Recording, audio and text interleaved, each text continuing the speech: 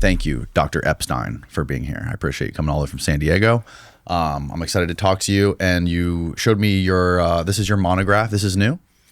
That's coming out. That's currently under peer review, but that... Oh, it's under peer review. Okay. That summarizes 12 years of research that my team and I have done on Google and other tech companies and their ability to influence elections and indoctrinate children and affect our opinions, our thinking, our attitudes, our purchases, you name it. So that's like kind of the summary of the whole thing. How long have you been working on that? How long have you been putting that together? More than 12 years now. Oh, wow. That's fascinating. Yeah. Amazing.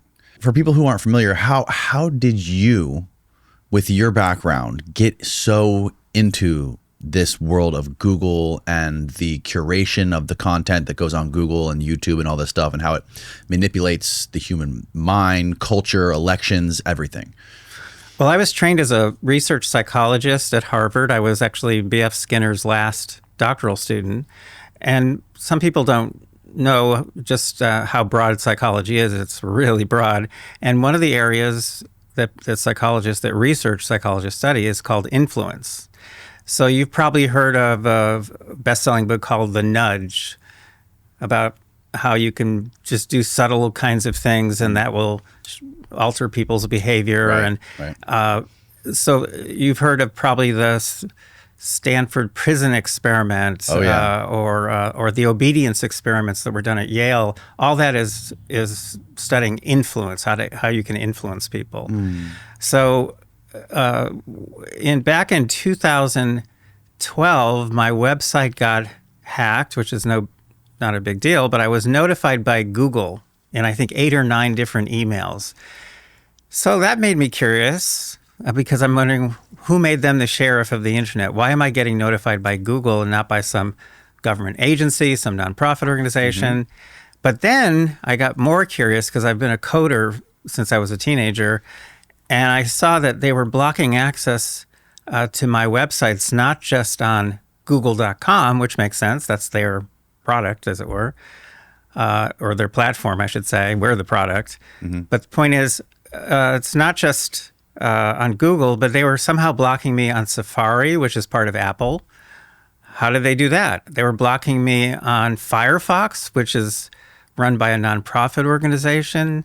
How could they do that? So over time, I started in 2012, just started really digging in and trying to find out how Google really worked and just how much of an impact they were having and whether everything was above board or were some things hidden.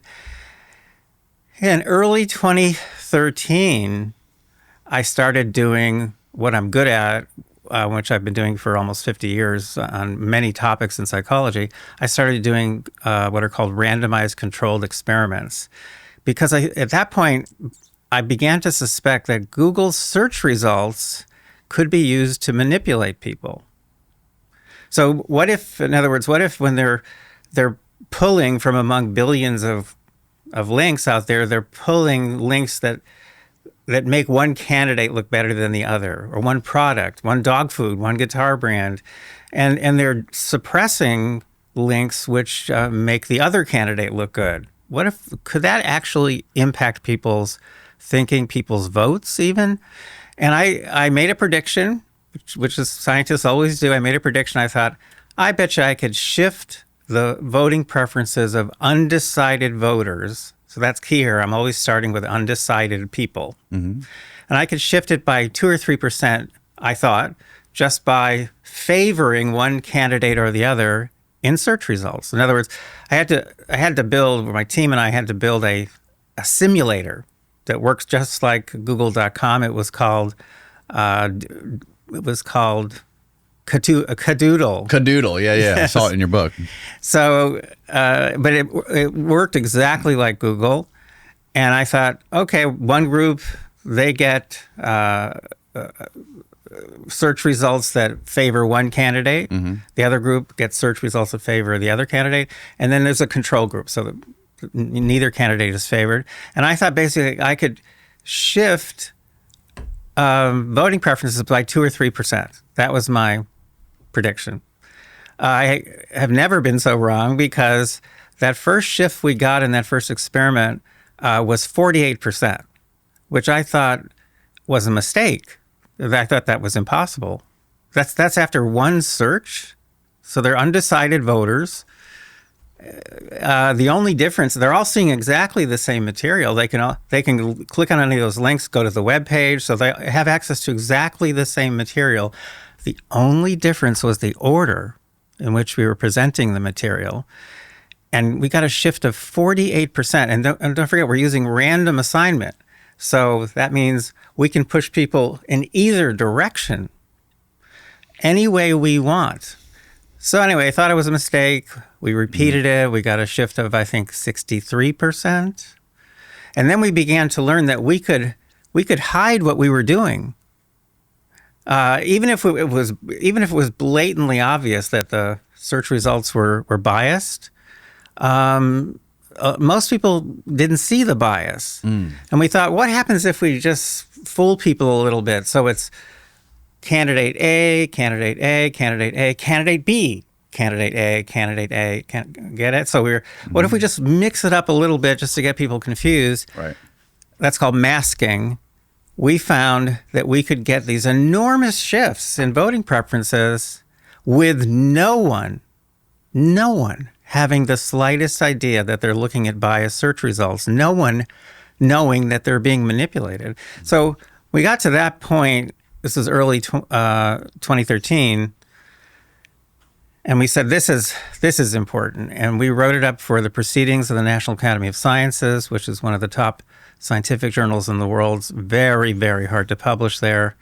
By this time, we had done more experiments. We had done a nationwide experiment with people from all 50 states. We had done a big experiment in India, right in the middle of a big election of theirs. It had more than 2,000 people in it. And this got published in, what we call lovingly PNAS, Proceedings of the National Academy of Sciences. And the last time I checked, that very technical scientific article had been accessed or downloaded from their website more than 250,000 times, which is extremely rare for a scientific piece. Extremely rare. I mean, literally, you can publish a piece on discovering gravity waves, and I know the guy who did that, and you'll end up with a few thousand.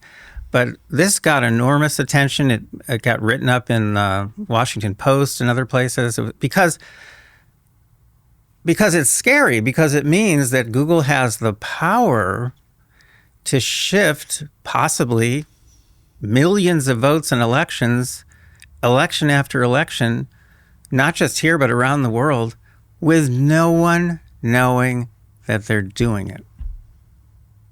Do you think this was their plan from the start? Or do you think this was some sort of a natural evolution of their product? I think that they've done a lot of things over the years which start out very innocently. Search suggestions, I think, started very innocently. They're not innocent anymore, and we know because we've studied that now and quantified that. I think a lot of things, they just start out innocently, and then someone or other realizes that they can use this to change people's thinking and behavior, and they have very, very strong ideals, very strong values at Google, and they're very proud of that. I actually happen to share a lot of their values. So part of me is always, cheering for Google as I'm studying them and discovering what terrible things they're doing. So they have what they have done, and this is a whole separate story, which we can talk about later if you want to. But what they have done more and more is use very powerful techniques of mind control to control people's thinking and behavior, and literally around the world on a massive scale. And they know exactly what they're doing. For years, I was just doing experiments and discovering these techniques and very skeptical, always very skeptical, and yet then replicating it, or other labs have replicated these same findings. But the point is that over time, I realized this is a really, really serious problem. And over time, my findings were also revealed by whistleblowers, leaked documents, leaked emails. 2018, for example, there was a leak of emails from Google to the Wall Street Journal, in which Googlers, that's what they call themselves, Googlers were discussing how can we use ephemeral experiences. Turns out that's a very important phrase, ephemeral experiences or ephemeral content, to change people's views about Trump's travel ban. And when I saw that, my head spun, because I realized I had been studying the power of ephemeral experiences to impact people for years at that point. By that point, I've been studying it for 5 years. In what context were you studying it? In the context of just finding these techniques. That first one, using search results, that's now called SEME, the Search Engine Manipulation Effect, SEME. And I had been studying these techniques one after another. Search suggestions, for example, just by fiddling with the search suggestions, you flash at people. We showed in experiments that you can turn a 50-50 split among undecided voters into a 90-10 split, with no one having the slightest idea they've been manipulated. But here I'm seeing, in language being used in the company, their employees saying, how can we use ephemeral experiences to change people's views? On the travel ban. In this case, on the travel ban. But our experiments were showing more and more and more that you can use these techniques to change people's opinions about anything at all, not just candidates in an election, but anything at all. So the thing just grew. It grew and grew because we were finding more and more that these techniques exist. We had to give them names because they're new. They've never existed before in human history. It could take a year or two or even 5 years to really understand one of these. And then we quantify them. So when we quantify them, that means we can calculate for a given election or a given product, we can calculate how big a shift Google can produce. And it gets bigger and bigger, but as it gets bigger, it also gets more scary, because we start to run into pushback, I suppose you could say. What kind of pushback? Well, not much until I testified before Congress for the first time about these issues. That was in 2019. Right. Which was probably the most disastrous year in my life, all starting with that testimony, with my congressional testimony. As one of my board members said to me at one point, well, they left you alone before that, but once you testified before Congress, they're not going to leave you alone anymore. Anyway, that same summer that I testified, I did a private briefing for a bunch of state AGs, attorneys general, about all the work we'd been doing and about the potential power that these companies have. And so there were very prominent AGs there from around the country. This was at Stanford University. And then I went out in the hallway and just was hanging around, and one of these people came out and said, Dr. Epstein, I don't mean to scare you. He said, but based on what you've told us and the work you're doing, he said, I suspect that you're going to be killed in some sort of accident in the next few months. And obviously I wasn't, because I'm still here, but my wife was. My beautiful wife, Misty, was killed a few months later in a car accident that was very suspicious.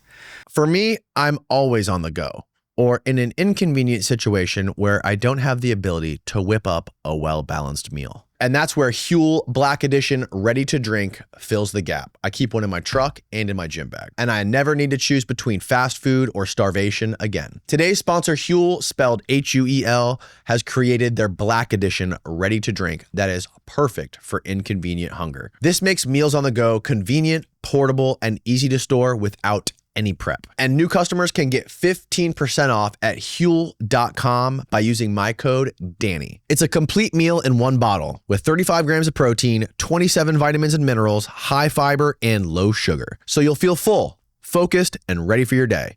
No prep, cleanup, just grab and go. Huel's already sold over 500 million meals around the world, and now it's your turn to try it. It's incredibly affordable, especially when you compare it to fast food alternatives. Plus, you don't have to waste time waiting in line to order. It tastes like a milkshake, but it's not overly sweet. They come in vanilla or chocolate, which is my personal favorite. And after drinking one of these things, I really do feel full. It's not just a burst of carbs or a protein brick. It's the perfect balance for me. It was designed by experts to provide all the ingredients the body needs from a meal. It's cheaper than a burger, so for me, it's the perfect choice for a balanced meal on the go. Start saving time and money without compromising your nutrition today with this exclusive offer for new customers for 15% off using my exclusive code Danny at Huel.com. That's 15% off for new customers using my exclusive code Danny, Danny, at Huel.com. Please see our description below for the terms and conditions. Skip the stress, not the nutrition. Try Huel today for complete bottled nutrition. The vehicle was never examined. The vehicle, the little truck I had bought her, was never examined forensically. It disappeared from the impound lot. I was told it had been sold to a parts dealer in Mexico without my permission. It just disappeared. This was how long after this guy said this to you? About 3 or 4 months. And who was the guy who said this to you? He was and still is one of the state attorneys general. I mean, I've had other warnings too. Around that same time. I had a reporter from DC call, first asking a bunch of questions about the work and what was the latest and all that stuff. And then a couple of days later, he called again and he said, I just got off the phone with a woman who I believe to be head of public relations at Google. And I think you should know that what happened. And I said, what happened? She said, well, I started asking about your work and she started screaming at me. He said, that's very unprofessional. I've never seen that before. He said, and I just want to tell you 2 things. He said, number 1, you have their attention. And number 2, if I were you, I would take precautions. Oof. That's scary. We've had now 6 incidents in total. What are the other incidents? Well, the last one, which was right, by coincidence, it was right after I had had lunch with probably the most prominent state AG in the country. Mm-hmm. That's Ken Paxton from Texas, who has an office with 800 attorneys, and they've gone after Google over and over again, and they're having an impact. They're having a big impact. But right after he left, so there were still some people left, and it was in a restaurant. Oh, I have the. What do you got? You can use your own judgment. I'll tell you exactly what happened. Okay. And I even have an image. Could you want to text it to Steve and he could pop it on the TV for us? Oh yeah. Oh, that's a really good idea. Yeah. We can have a full screen on the. Oh, and Steve's already in here. Yep. Oh, that's a really good idea. That's what I'm here for. Well, this is one of the creepiest things that's happened so far. Okay, this is what you talked about on Rogan, right? Yes, and I didn't realize that. Now you see that. So here we go. This looks like a sharp piece of metal needle. Yeah, but look at the coating, and look how the blade at the end has been sharpened to an extreme degree. Mm-hmm. So General Paxton, AG Paxton, leaves with his staff. My staff is still there, and one of them comes over to sit next to me.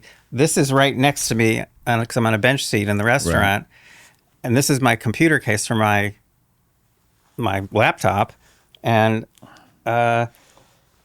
so she just slides in next to me, and then she screams like a real scream, like out of a movie, and we all go, what's going on? And she goes, look, and there's this thing sticking out of her thumb. It's gone a half inch into her thumb. It was sticking out of the computer case. Now, this is the 6th incident so far. So where do you think that thing could have come from? Well, and what was it? Someone put it there, obviously, when I did not have control over my computer case. And what is it? No one knows. I still have it? I have people in intelligence, yeah, but we didn't want to. There's a place in Illinois that they use for stuff like this because that coding is obviously strange. Yeah. And obviously the tip is strange, and the object itself, no one's ever seen anything like it. Right. This is the kind of thing that Putin does to get rid of his enemies. Except he has poisons that he puts on them, right? Right. This thing wasn't poisoned. Well, we never analyzed it. What happened to the lady after? Anything? Well, what happened was that we all kind of informally decided that we'd just see whether she was going to get sick or not. It's pretty, oh my gosh, pretty stupid of us. Dark. I know. And she didn't get sick, but she completely freaked out. I bet. She really pulled back from the project, and she was actually in charge of our what's called major gifts, so the high level fundraising, and she just pulled way back. We had our managing director, who was fabulous, who'd been there for 2 years. She and her very handsome husband were walking Saturday afternoon in San Diego, which is a pretty safe city, 2 p.m. Saturday afternoon, downtown San Diego. A guy comes out of the crowd, pulls a knife, slits his face all the way from his ear down to his mouth, all the way through. And then he looks at Michelle, our managing director, and laughs and runs away. Jesus. She lasted another 2 or 3 months. Her family was putting tremendous pressure on her to quit. I don't blame them, and I don't blame her, but I mean, it was a tremendous loss for us, tremendous loss. And there's been a fairly recent incident with one of my sons. So that gets, and he works for the project. In other words, he works on the secret side of what we do, which is our monitoring system, which we can talk about if you want. But that system, 11 o'clock at night one night, stopped working. The data stopped flowing. I tried calling up our tech people. I couldn't reach anyone. I think it was a Thursday night. I called him because I know he's involved with the tech part of it. And he said, don't worry, Dad, I'll drive over to the office, which by the office, he meant the secret location that I don't even know where that is. I never found out where it was. And that's 11 o'clock at night. Midnight, I still haven't heard from him. The phone rings. He said, Dad, don't worry, I'm okay. I said, what happened? He said, well, I was driving over there. He said, and I got broadsided by, he said, a black vehicle, which immediately pulled away and drove off at very high speed. Wow. How long ago was this? About a year and a half ago. Did they ever investigate it? They had nothing to investigate. There were no surveillance cameras on that intersection. Holy shit. But nothing has so things keep happening to people that are in your close orbit. Well, that thing that was intended for me. Yeah, that was meant for me. Right. But I assume the fact that you're out there, you're talking in a public forum, you've done big shows, and you're publishing stuff about this all the time, that they can't touch you directly, right? So they're just trying to intimidate you This is not intended to kill you. This is intended to intimidate you. I'm assuming, right? Well, I don't know because we found one lab that was recommended by the FBI. They wanted $5,000. I just kept saying the same stupid thing, which I really regret, and I think it was a mistake on my part. Let's see if she gets sick, which is so stupid. And she never got sick. Not as far as I know. I mean, she definitely got freaked out, and that lasted for quite a while. And she just never. She didn't from that time on, perform with enthusiasm, I guess you could say. Right. Yeah. One of the reasons when I originally asked, like, was this the original intent of Google, or was this something that just happened after they invented it? Because I read a Medium article that was very well done. It was like a 3-part series. I forget the author's name, but it was essentially about the story of how the United States intelligence community funded, nurtured, and incubated Google at Stanford with Sergey Brin. Yes. And the PageRank system, I think, actually came from DARPA. Possibly. I mean, the intelligence. I think we have to be fair here. The intelligence agencies. We're talking the 90s, so there was barely an internet. And the intelligence agencies, they had meetings about this growing internet thing, and they were worried about how it could pose a threat to national security. And one very legitimate concept that they were working with was that if there's more and more information posted out there and someone wants to build a bomb, that's going to be the first place they go. They're not going to go to their public library. Right. They're going to go to this new internet, which at that point was easy to use anonymously. So when they were talking and to some extent providing funding to people building these new search engines, which are just basically big indexes to what's on the growing internet, they basically were saying we want to be able to track people who are looking stuff up, especially certain stuff. Now that's legitimate. In other words, and they still do this. All the intelligence agencies around the world do this. They use the internet, people's search histories, people's emails, anything people do on the internet. They use when they're looking for bad guys or bad gals. That's sure, and that's legit. In my opinion, that's legit. Now, it's true that Google, yes, they started out with help from intelligence agencies. Yes, they were definitely encouraged to preserve search histories. Is that normal for a big tech company like that to be funded and incubated and nurtured by the intelligence community?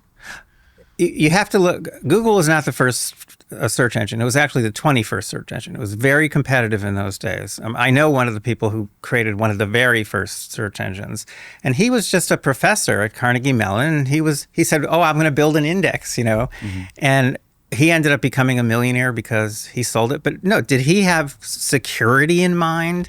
Was he working with intelligence agencies? No, it was just for him an academic project. So what happened with these two guys who started Google is it was a bit unusual.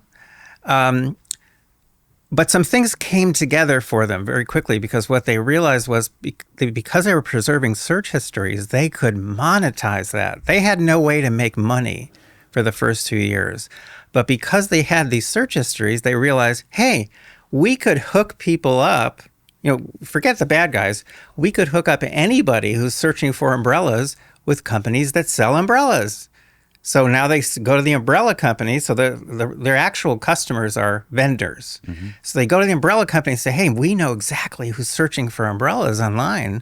Okay. And they borrowed a technique from another company, who sued them. But they borrowed a technique from another company that allowed them to easily hook people up because they could put little kind of icons, and they could put links online which people who are looking for umbrellas could click on, and that would take them straight to that company. And if there's a sale there, Google gets a cut. or they would get a cut just based on the number of clicks. All different ways that they've explored over the years. But in the early years, the fact that the intelligence agencies had them preserving search histories, that led them within a couple of years to figure out finally how to monetize the search engine.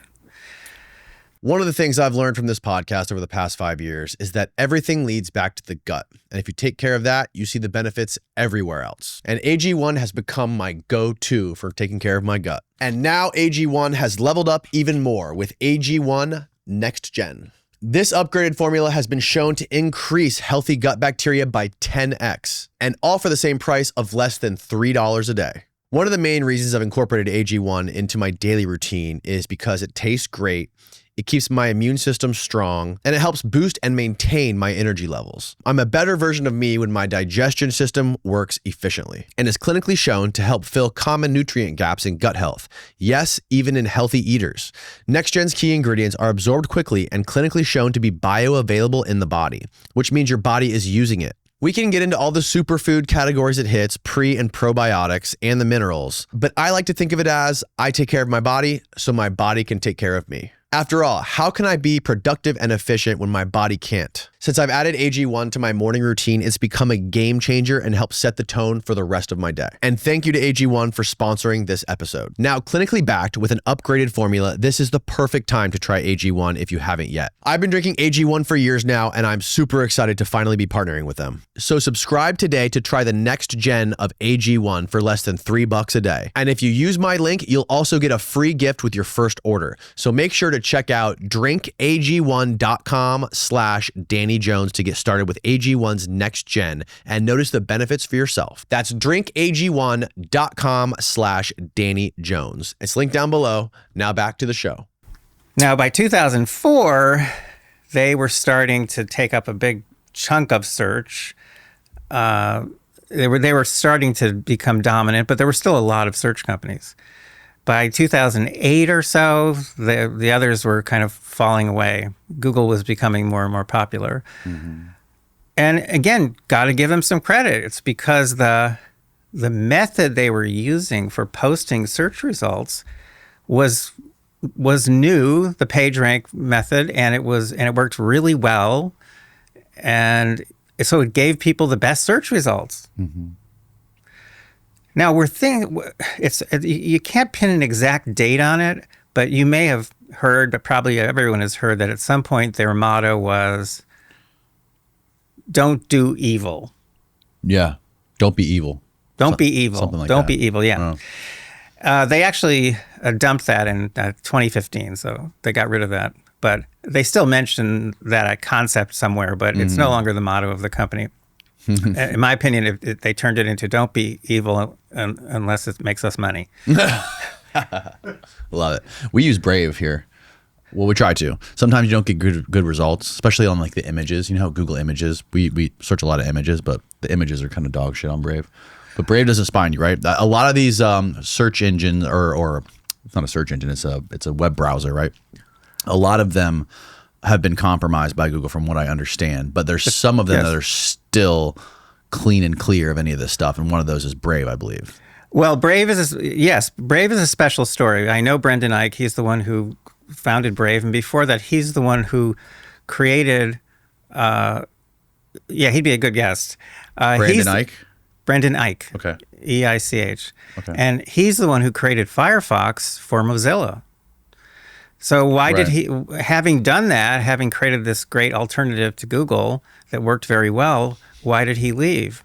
Well, because Google's influence at Mozilla became overwhelming. Mozilla is a nonprofit. 90% of their donations were coming from Google.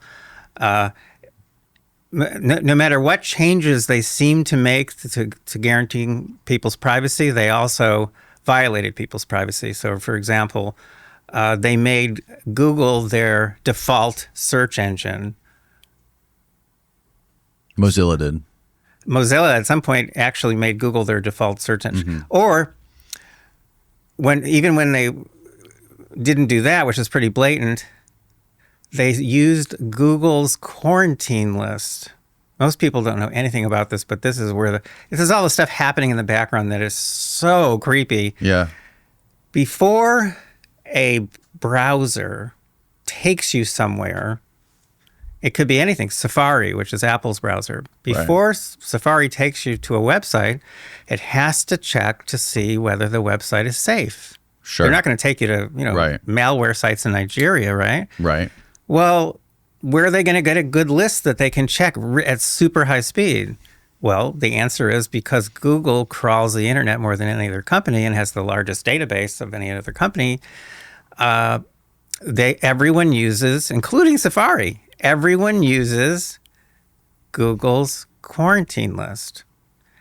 So that means, so Brendan saw this. I mean, he saw that basically Firefox was also checking Google's quarantine list. That means that when people are doing what they think are private searches using Firefox, Google's getting the information. Mm-hmm. Did he try to stop this? I don't know what you could ask him, but I've never asked him. Okay. That's straight away that very question. Right. But I do know he at some point said I've had it, and he was determined. That's why Brave is called Brave. Yeah. That's why, because he was determined to do something brave and really set up a browser and a search engine. They're both called Brave. That Google cannot track, that Google has no control over. Google has control all over the place. Where people have no idea they have control. What happened with DuckDuckGo? How'd they get compromised by Google? Do you know? Well, DuckDuckGo is another story. I don't like to talk too much about DuckDuckGo because I don't think it's, personally, I don't even consider it a search engine. DuckDuckGo is primarily a database aggregator. So what does that mean? That means they look at big databases that other people have created, and that's how they come up with the answers to your queries, your search queries. Now, that's not a search engine. Do they have a little, do they have a crawler that looks around the internet? Yeah, but that's very little of their data comes from their own crawler. But it used to be different from Google, right? You used to be able to go on DuckDuckGo and be able to bypass the sort of curated shit that you get on Google when you search anything. And now it's changed. Now it sort of mirrors Google. So like there was obviously something that happened. Well, so another reason I don't like to get stuck on DuckDuckGo is because there are much, much bigger problems out there. Okay. For example. Well, I was just like, okay. Again, let me just give you, because I think this will make the point. Okay. 2016, Google and Microsoft signed a pact, which no one has it's never leaked. So the exact contents of the pact have never been made known. But they signed a pact, and the next thing that happened is they all dropped all of the lawsuits and complaints they had against each other worldwide. Microsoft pulled the funds from all the nonprofit organizations it was supporting that fought Google. All the funds gone. All the consultants that Microsoft had, and by the way, they offered me a consultant position with them at one point, and I refused. Microsoft did, and I refused. But a dear friend of mine, he accepted. They got rid of all their consultants, all at once, gone. And Windows 11 became, Windows 10 has a lot of problems, but Windows 11 became a very aggressive tracker. And some of us believe that from that point on, their search engine, Bing, which had been losing about $1 billion a year for Microsoft, started to save some money, probably by scraping contents from Google. Now, that's a much bigger problem because Bing believe it or not, gets a lot more traffic than DuckDuckGo does. Yahoo, I have a copy of a document that was filed with the SEC, which gives Yahoo the right to scrape Google content for Yahoo search results.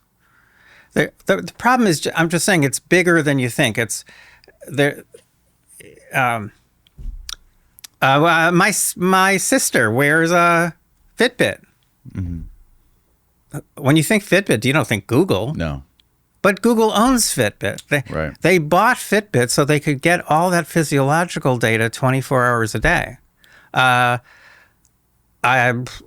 Do you have I hope not, a Nest? You probably do. I have a Nest thermostat, yeah. You have a Nest thermostat? And I have all the security cameras. We have a Nest security camera right there. Okay, so about 6 years ago or so, Google bought Nest. Right. Now, some people know that, but what they don't know is that about a year or two later,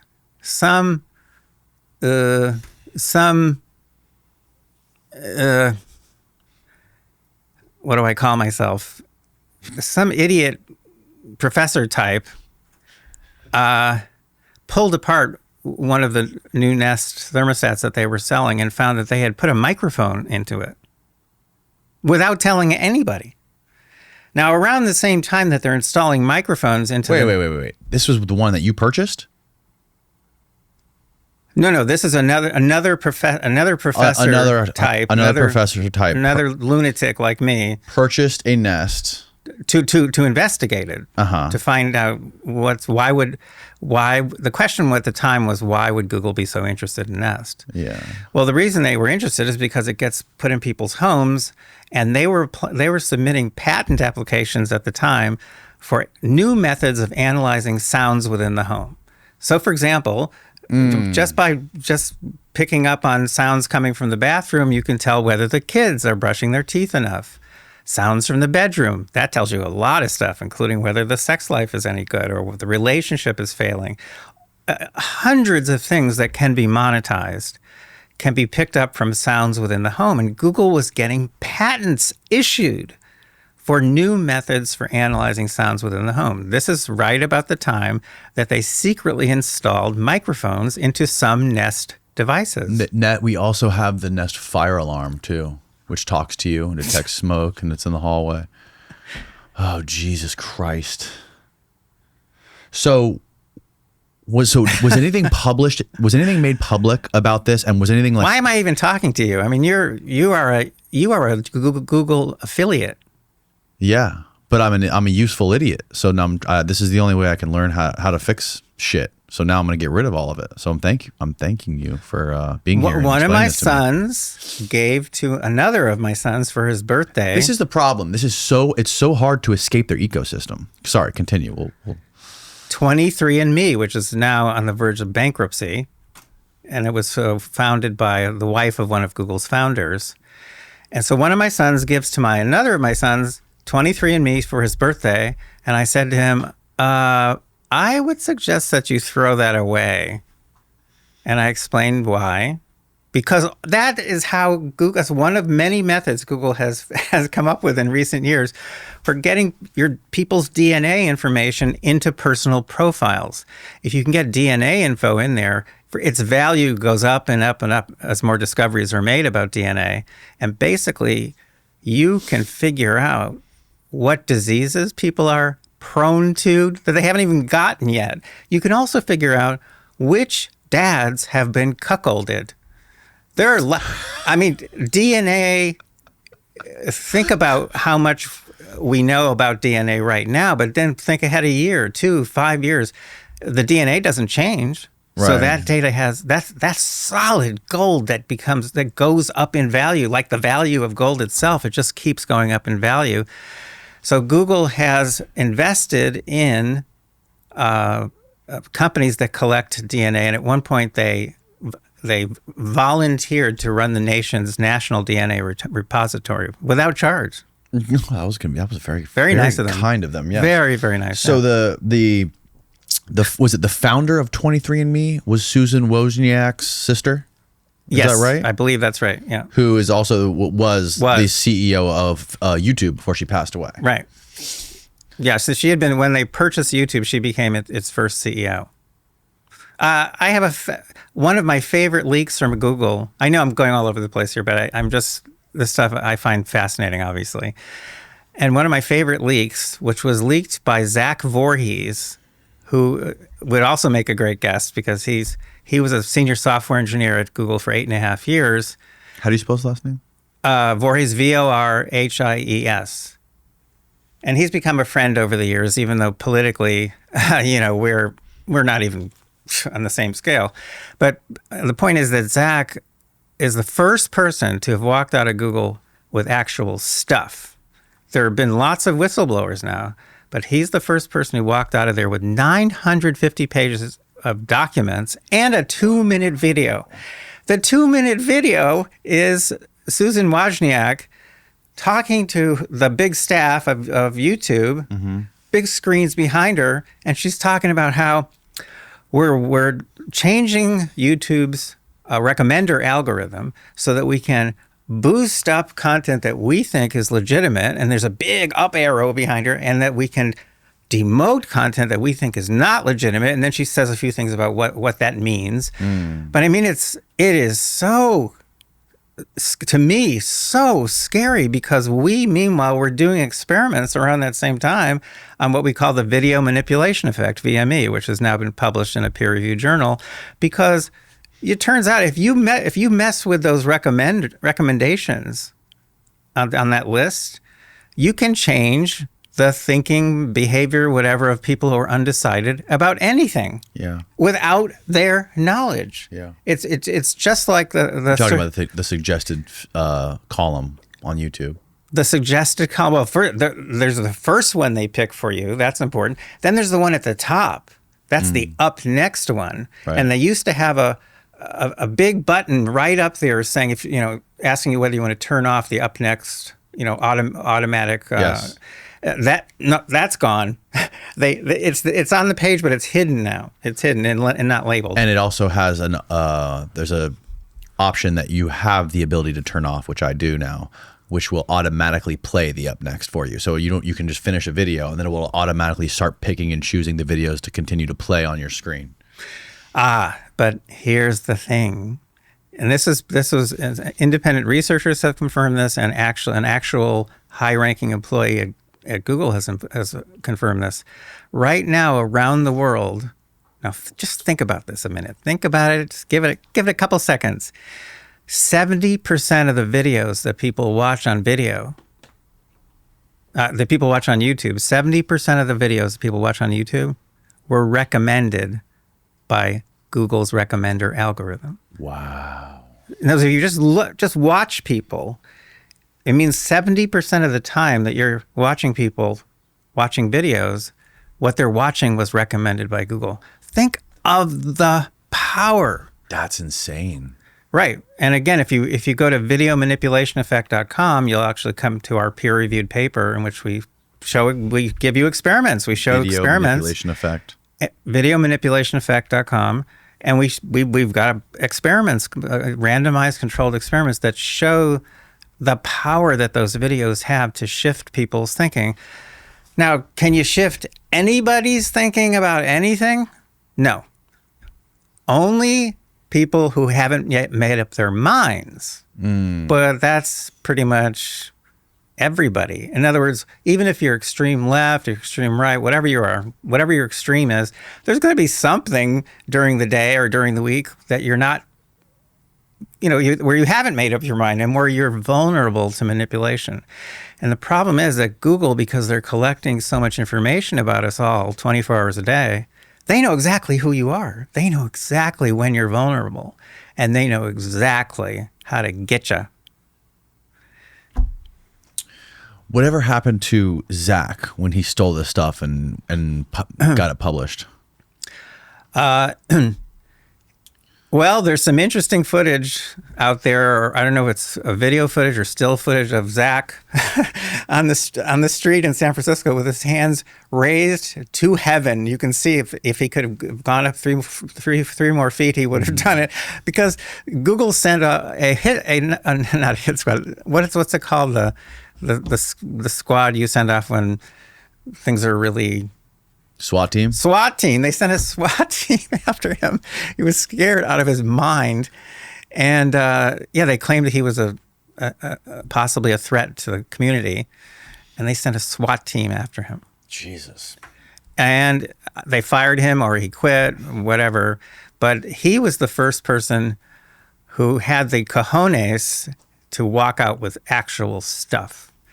And the stuff is amazing because for example, all right, I know I'm going all over the place, but I'm going to come back. Really, just trust me on this one. Okay.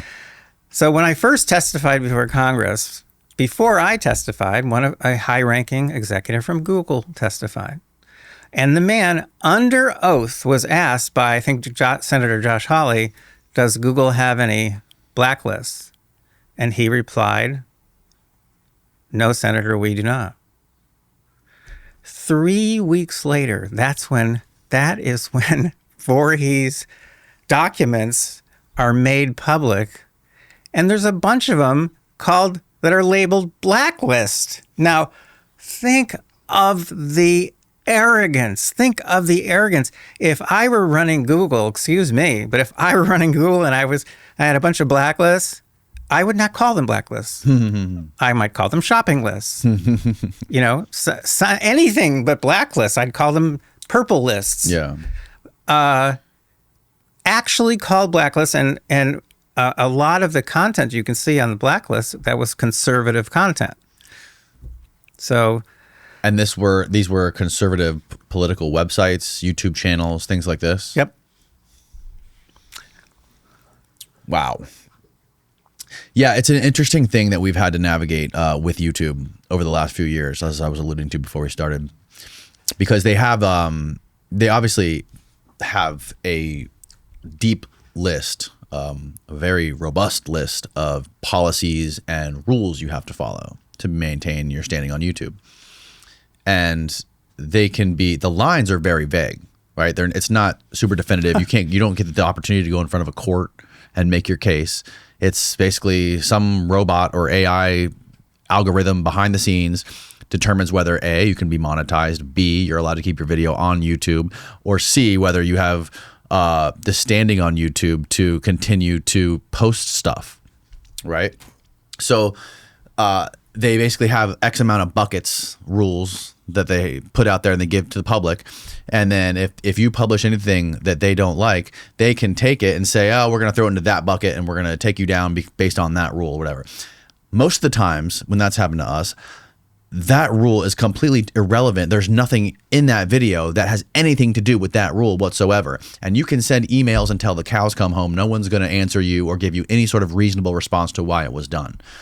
But we have a very, very hands-on experience dealing with YouTube when it comes to this stuff. In the monograph that you have, and you're one of very few people who has this, by the way. In the monograph, Honored. There's a section there on how Google makes those decisions. And I'm quoting from an internal document at Google. It's about a 100-page document that's meant to train people to make those decisions about what content to suppress. So I quote actual language from this internal training manual, and you're just kind of guessing. But when you actually see what's in the training manual, you don't have to guess anymore. Because what it says over and over and over again, I think 22 times, over and over again, it says, well, when you can't quite make up your mind, just use your best judgment. It gives tremendous personal discretionary authority to the people making these decisions. And those people are used to train the algorithms that are now making a lot of those decisions. So there's tremendous discretionary authority. Well, how bad can that get? Well, there was a particular day when the head of Google Search at the time shut down an entire domain, which had about 11 million websites in it, because he thought that the content to him seemed kind of flaky. He shut down an entire domain. He himself did that. This was a top-ranking guy at Google. March 31st, 2009, that's also in the monograph with references, Google shut down the entire internet for about 40 minutes. Now, how could they even do that is one question, just technically. But the big I wasn't even concerned about that because I knew they could do that, because they actually block content to millions of websites every single day. That's their quarantine list. So everyone knows about their quarantine list because everyone uses it, because you don't want to take people to scary places, right? Except that a lot of the websites that are on their quarantine list, they don't have malware. Just in the judgment of a Google algorithm or a Google personnel, there's just something sketchy about the content, period. And it could be political in nature. So they can block things for pretty much any reason at all, period. And as I say, I have an internal training manual that shows the language that they use to train trainers. So I'm not imagining this. So, but when I read, and this was reported by The Guardian, that they had shut down the whole internet, what I became obsessed with for a while was, why did they pick that time of day, that time of day? Why was it 40 minutes? Why wasn't it 20 minutes or 60 minutes? What was there about that time? And I finally figured it out. I published this in an article in U.S. News and World Report. It's you can get to it at thenewcensorship.com. Thenewcensorship.com. And I finally figured it out. Here it is, okay? Ladies and gents, the day has finally come where you can utilize red light therapy to regrow your hair. And you can save some serious cash by using our code. The iRestore Elite is clinically proven to help regrow hair using 300 lasers and 200 LEDs that send light therapy directly to your scalp. Just pop it on while you're watching TV or reading a book and enjoy the benefits. It's a system with proven results. In a double-blind clinical study, nearly every participant saw an increase in hair growth with this technology. The iRestore Elite uses VIXO lasers that feature wide beams of red light, which gives consistent coverage and results. The unique use of optimal wavelengths reactivates dormant follicles to restore your natural hair. Lasers provide deeper spot stimulation, while LEDs provide a broader, uniform coverage to fill in the gaps in between the lasers. Plus, they offer a money-back guarantee so you can try it risk-free. It's comfortable, it's lightweight, it makes you look like a badass from the movie Tron, which is why I do not feel embarrassed why I'm using it. To be honest, I forget it's even there. And I've talked about red light ad nauseum on this podcast before, so I'm super confident in this stuff. And if you really want to get the maximum out of your Elite, bundle with the Revive Plus Max Growth Kit, which has a bunch of hair product that works with the wavelengths in the Elite. Give yourself the gift of hair confidence this summer. For a limited time only, our listeners are getting a huge discount on their iRestore Elite by using the code DANNY at iRestore.com. That's the letter IRESTORE.com. Head on over to iRestore.com and use the code DANNY, DANNY, for my exclusive discount on the iRestore Elite. Please support the show and tell them we sent you. Hair loss is frustrating and you don't have to fight it alone thanks to the iRestore Elite. It's linked down below. Now back to the show. You know how the stock markets are in the United States, they're open, whatever it is, Monday through Friday, whatever the times are. Mm-hmm. Yeah, but somewhere else, when our stock markets are closed, they're open because they're in a different time zone. So the question is, are there any points in time during the week, any points in time at all, when all the stock markets are simultaneously closed? Bingo. They literally shut down the entire internet during the small interval of time when all the stock markets in the world were shut down. Why would they do that? Mm-hmm. So that no one would make a fuss. And in fact, no one made a fuss. They just did it because they're geeks and nerds, and that makes them feel powerful, and then they have a big laugh over it. That's why they picked that time. And I'm pretty sure I know why they picked 40 minutes, because in The Day the Earth Stood Still, one of the great classics of old science fiction movies, the alien shows the power that the alien has, shows it to humanity by shutting down all the electricity in the world for 30 minutes. But they picked 40. They picked 40. Now, it would have been cooler, I thought, if they picked 31. But obviously they had some little laugh and said, oh no, we're going to go to 40. So it was all for shits and giggles. Well, and also to demonstrate. Speculating. They're also they're testing their mettle, or they're testing, their ability to do something if they need to do something. And they still have that ability. But the point is, they exercise that ability. They do block access to millions of websites every day. And as far as content goes, and blocking content, like they won't necessarily, for example, if your website, right, they won't necessarily give you any sort of warning that they're going to block your content or your YouTube videos or anything like this. They will just sort of, because you're not technically violating any rules or anything like this, right? So they're just going to, behind the scenes, throttle it back, bury it on the search algorithm, to where it's just harder for people to find it, and you will completely be unaware, constantly be frustrated why you're not getting more people seeing your stuff, why people can't find you, and why your sales have just dropped by 90%. Right. Again, when it comes to YouTube, the people that are monitoring this stuff and making these decisions, I've noticed a lot of them aren't even actual Google employees. A lot of them are contractors that are working in like Costa Rica, in the Asian countries, all over the world, right? That have no accountability for any of this stuff. Like, it's not like you can say, okay, you got this wrong. Okay, we're going to go look at the exact person who flagged it and got it wrong and reprimand them, make sure they don't make that mistake again. It's such a hard thing to manage, with billions of minutes of videos being uploaded every single day and content being posted on Google every single day and being interjected into the algorithm and the search rank and all this stuff. It's like you have to have machines manage this stuff. Well, more and more they've been moving in that direction, but they have to have humans involved always too, because the humans are the guideposts. Mm-hmm. They're the trainers. Right.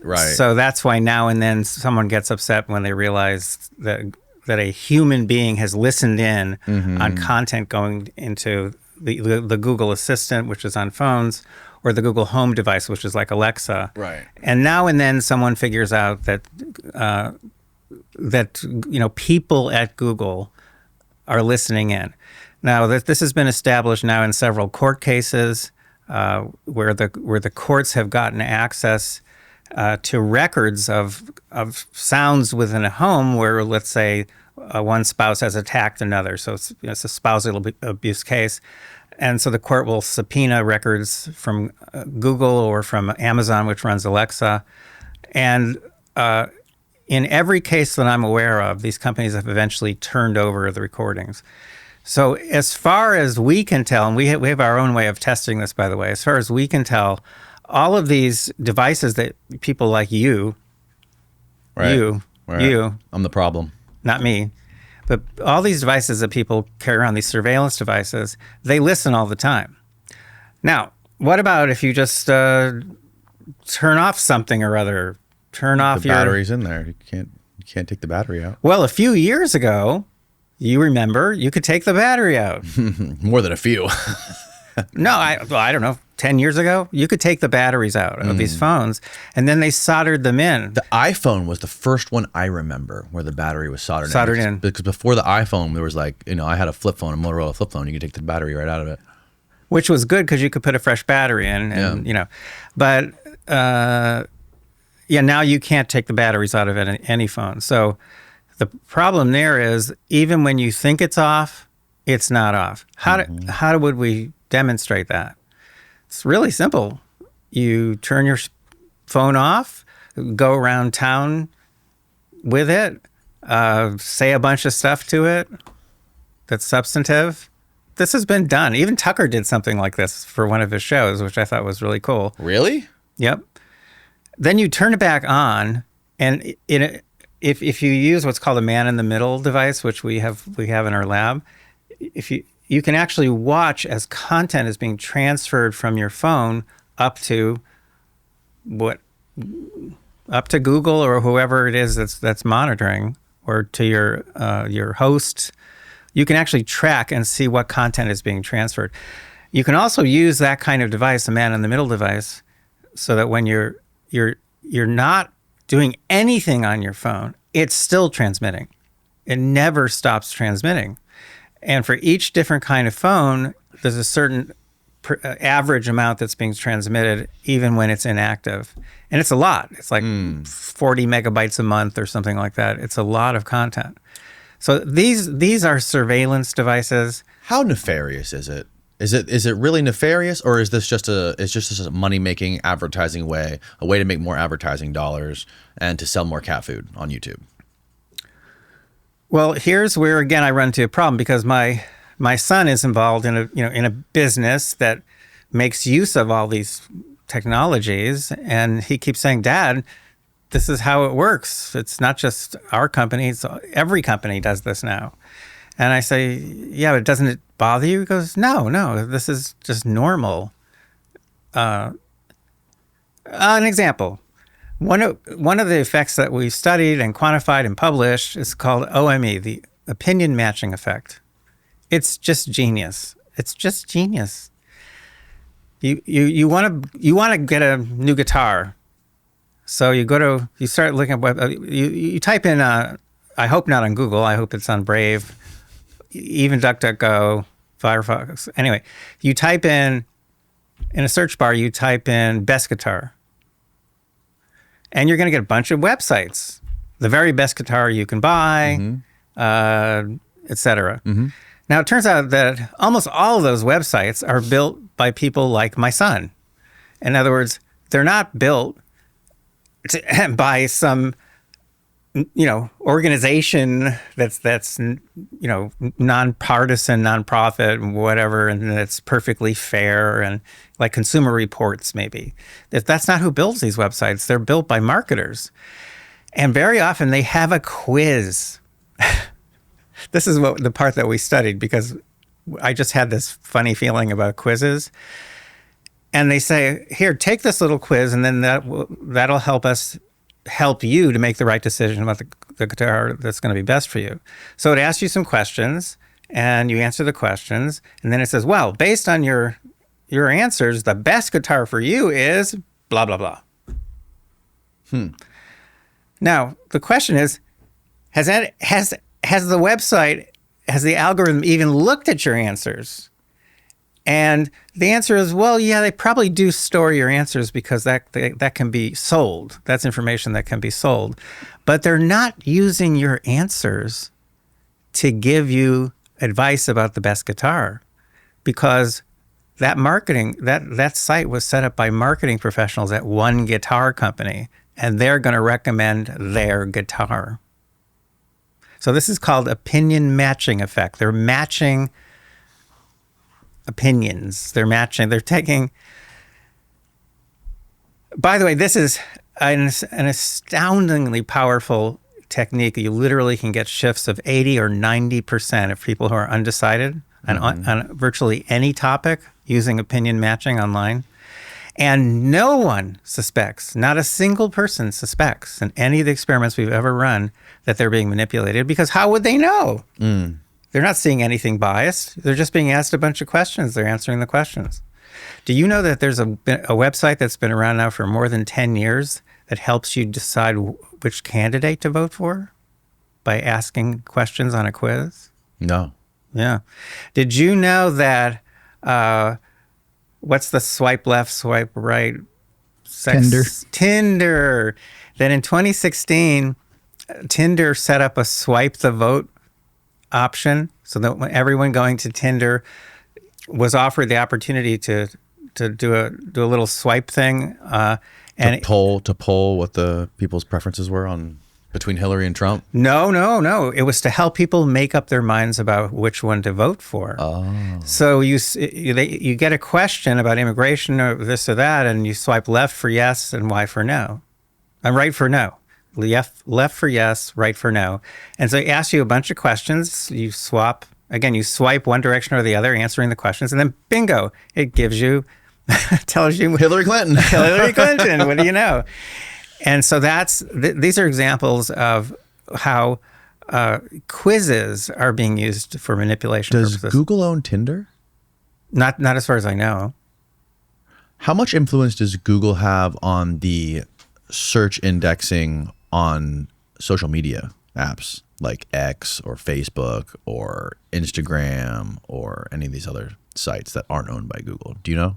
Have you ever heard anything? Well, different deals are made at different times by different companies, and those relationships change. The way I look at it is this: these different companies, where are their donations going? And that you can find out. OpenSecrets.org is very, very good for that. Open secrets. Fantastic, fantastic site. Okay. And what if you find out that all the top tech companies are donating almost all of their money to one candidate or one party, that pretty much tells you what to look for. It tells you that probably in their content, they're going to be shifting votes to that party. There are so many ways to do that, but this might bring us finally to monitoring systems. So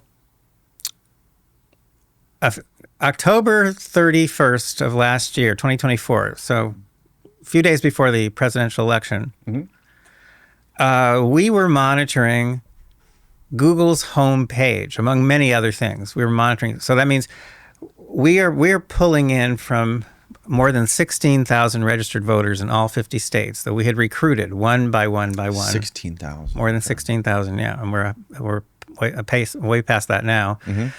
But the point is, we had been building the world's first ever system for monitoring the content that Google and other companies send to registered voters and now to children. So we're monitoring, among other things, messages Google is putting on its homepage. Now, anything that Google puts on its homepage is going to have a big impact because their homepage is normally pretty blank, right? Blank. That's kind of their brand. That's their trademark, really. And the founders were determined to make sure that stays that way. But every now and then they put a big message there, and it's very colorful and artsy and all that. And so they were putting up, as they had done in previous elections, go vote reminder. Well, the fact is we're monitoring a lot of people's computers, and Google doesn't know who those people are. We're monitoring a lot of computers. We know their political leaning. And what we found October 31st, a few days before the election, was that Google on its homepage was sending out 50% more go vote reminders to Democrats than to Republicans. Now, I lean left myself, and my whole family, they're all Democrats. I'm not a registered Democrat anymore, but the point is, I lean that way. So I'm thinking, wow, that is so cool. That is amazing. That's great. Not only that, we can calculate how many votes that's going to shift. It's going to shift a lot of votes. And then, of course, part of me was saying, but wait a minute, that's cheating. Do you know how many times people see Google's homepage every day? More than 500 million times just in the United States. So I'm thinking, now, wait a minute. We can't let them get away with that. Normally, when we monitor, we don't reveal. In past elections, we weren't revealing what we were finding. But this time... To the people? To the general public, to journalists. Right. But this time... I would imagine that would skew the participants who agree to be a part of it, right? Well, it could definitely... Yeah. I mean, who knows? It could make Donald Trump file a lawsuit claiming they stop the election, stop the presses. This is, there's cheating. Who knows? But this, I thought, was outrageous, too outrageous. And so by the end of that day, we went public, and we also notified Google. And we showed them our data. It's very clear. And you know what they did? They stopped. Really? Really. It went from 50% more go vote reminders to going to Democrats to pretty much even Steven, 51-49 for those last 4 days, including election day. They literally stopped. There's no way. Have you considered the fact that maybe they got to the people that you were monitoring? Oh, of course. But we have so many protections against that. We would see that. We would see that. We have ways of, I can't tell you what they are, but we would know that in a flash. Right. It's not the first time we've stopped them, by the way. So we start 2015. So my work on SEAM, search engine manipulation effect, was in the news. I guess the Washington Post had written it up. And I get a call from a guy named Jim Hood, who at that time was AG of Mississippi, I think. One of those southern states that I've never been to. And hell of a nice guy, strong accent, really strong accent. I'm not too good with that accent. But he says to me that he had sued Google on behalf of his state, and that they had replied by suing him personally. They sued him personally. So now he's in this legal battle against Google, so he was very concerned because in Mississippi, you have to, the AGs are elected. In some states they're appointed, but in his state they're elected. And so he's up for re-election, and he's wondering, could they possibly manipulate the election? And I said, oh yeah. And he said, well, how? And I explained to him how they could do it, how they could shift a lot of votes and so on. And then he asked me a very critical question, which I became obsessed with. He said, but how would you know? I said, well, unless someone at Google is going to tell you, you really wouldn't have a way of knowing. And he says, well, in law enforcement, what we do is he called them sock puppets. Now they're called bots. But we use sock puppets, he said. This is 2015, so it's 10 years ago. And we basically set up just fake people, and the fake people send off stuff and whatever. And that's how we find out what they're doing. I said, well, that's a really bad method. I said, because your sock puppets don't have any profiles. They don't have any history on Google, so Google's algorithm can immediately spot them as fakes and send sanitized data. He said, well, then what do we do? I said, yeah, I don't know. I don't know. Let me think about it. So I started obsessing, and I realized if you really want to know what a company like Google is sending to real people, remember what they're sending it's ephemeral, right? It's going to appear, affect people, then disappear, and then it's gone forever. And No evidence. No evidence. No paper trail, nothing. And it's personalized. So my wife, Misty, she loved Google search results because she called Google her personal shopper, see? It's all personalized, personalized and ephemeral. How would you, if Google is trying to influence the vote, the only way you could figure it out is you'd have to stand behind someone, a real person, and look over their shoulder in a way that Google can't detect. And then you'd have to, when Google shows them search results, you'd have to grab those search results, and then you'd have to look up all the websites and see if there's any bias. I mean, literally. Yes. Or you'd have to look at whether they're getting a go vote reminder on the home page. Yeah. Or they have to look at the search suggestions, et cetera, et cetera. You could look at all kinds of stuff. And I'm thinking, how do we do that? I knew this was going to be really expensive because I had no idea how to do it. So I started asking around. I started telling people, this is what we want to do. No, I don't know how we're going to do it, but we need money. And some guy in D.C. had me call some guy in Central America. I know, this is like spy novel. And the guy in Central America says, okay, well, what's your bank account number for your organization, for a nonprofit? And money started to come in. Oh, wow. It's coming in from a New York bank, all from an anonymous source. The source is always labeled anonymous, from a New York bank. That was a KGB. I don't know. To this day, I have no idea where this money came from. The point is, we started to make some progress on building stuff that you have to build. You have to build very special software that's called passive. We call it passive monitoring software. That you'd have to get someone, a registered voter, a real person, to install this on his or her or their computer. So there it is. And now when that person does a search on Google or Bing or Yahoo, and the search results appear, our software is going to grab that stuff, either as an image or as HTML. It's going to grab it, and then it's going to send it to one of our computers.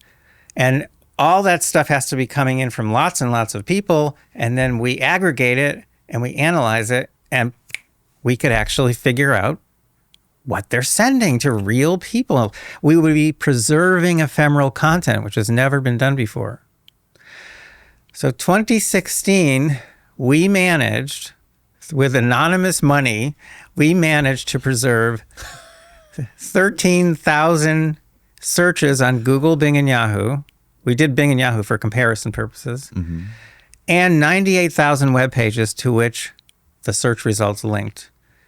So now, by looking at the bias on the web pages, we could calculate to see whether there's any overall bias in the search results. Did we find bias in the search results? Now, we only had 95 computers, people we call field agents. We had 95 field agents in 24 states. And did we find bias? Oh, yeah. We found overwhelming bias favoring Hillary Clinton, whom I supported at the time. And so enough to have shifted, we calculated from the experiments that we run, between 2.6 and 10.4 million votes to Clinton nationwide without anyone knowing that this had occurred. And of course, we're the only ones who've preserved at least a small number of these ephemeral experiences, ephemeral content, 13,000 searches on Google, Bing, and Yahoo. Was the bias there on all three search engines? No, only on Google. There was no such bias on Bing or Yahoo. Wow. Yeah. 2018, we built a bigger system. 2020, we built a much bigger system. We didn't preserve 13,000 ephemeral experiences. We preserved 1.5 million, mainly in swing states. 2022, 2.5 million, mainly in swing states. And of course, at this point, we're moving well beyond Google, Bing, and Yahoo. We're pulling more and more content from more and more places. Are you doing YouTube? Oh, yeah. We got really good at doing YouTube. YouTube's interesting because it's becoming more and more important, especially when this is last election, where I think podcasts were a huge contributing factor to the outcome of it. 2023, I announced that the time had come for us, or late 2022, I guess, I announced the time had come for us to build a permanent nationwide monitoring system, because if you don't have a monitoring system in place, you will never know what these companies are doing. You have to capture ephemeral content. And ideally, you want it to be the real content, personalized, ephemeral content. And you have to collect that. You've got to see the content that's being sent to kids, to teens. I mean, if you don't preserve this content, you have no idea what's going on. You have no idea why that person just won the election and the other person lost. You have absolutely no idea, because the shifts are so large. 2020, we calculated that Google alone had shifted more than 6 million votes to Joe Biden. Wow. Now, if you go to America's, with an S, americasdigitalshield.com, which, That was quick. that was quick. Is this, oh yeah, so you see the number going up? You got 122,122,747 live ephemeral experiences captured, shining light on big tech's dark secrets, revealing real-time ephemeral manipulation. So this is you? Yeah, that's us. Wow. That to set up this dashboard and that nationwide system cost about close to $8 million. All from this anonymous source? No. We've had donations. No. Every time I go on Joe, we get tens of thousands of donations. Oh, that's amazing. We give out. He lets us give out like a website, for a donation website. So other people have done that too. Other people in media have helped us raise money. There was one year we couldn't find any money, and then Glenn Beck, believe it or not, he just took it upon himself. He said, "I'm going to fund this whole thing," and he did a special on my work, and then he had me on like 5 times, and he kept saying to people, "You've got to donate. You've got to find out what these bastards are doing." Yeah. You know. Yeah. And he raised about $1 million for us, which allowed us that year to set up a system. But the point is, we now have set up a nationwide system. Oh, wow. You break down all the social media apps. Yep. And websites. We got Reddit. Are they manipulating Reddit? Reddit, we collect data from Reddit, and we see a very, very strong liberal bias in Reddit content. Wow. But we haven't studied Reddit yet, so we don't we can't tell you exactly why that. But if you look at Twitter, which used to be all blue, below the line means liberal bias, above the line means conservative bias. If you look at Twitter, you see we're basically above the line. Yes. All the other tech platforms are all blue. Now, if you go down to the national, well, this is interesting. See the graph on the left? Mm-hmm.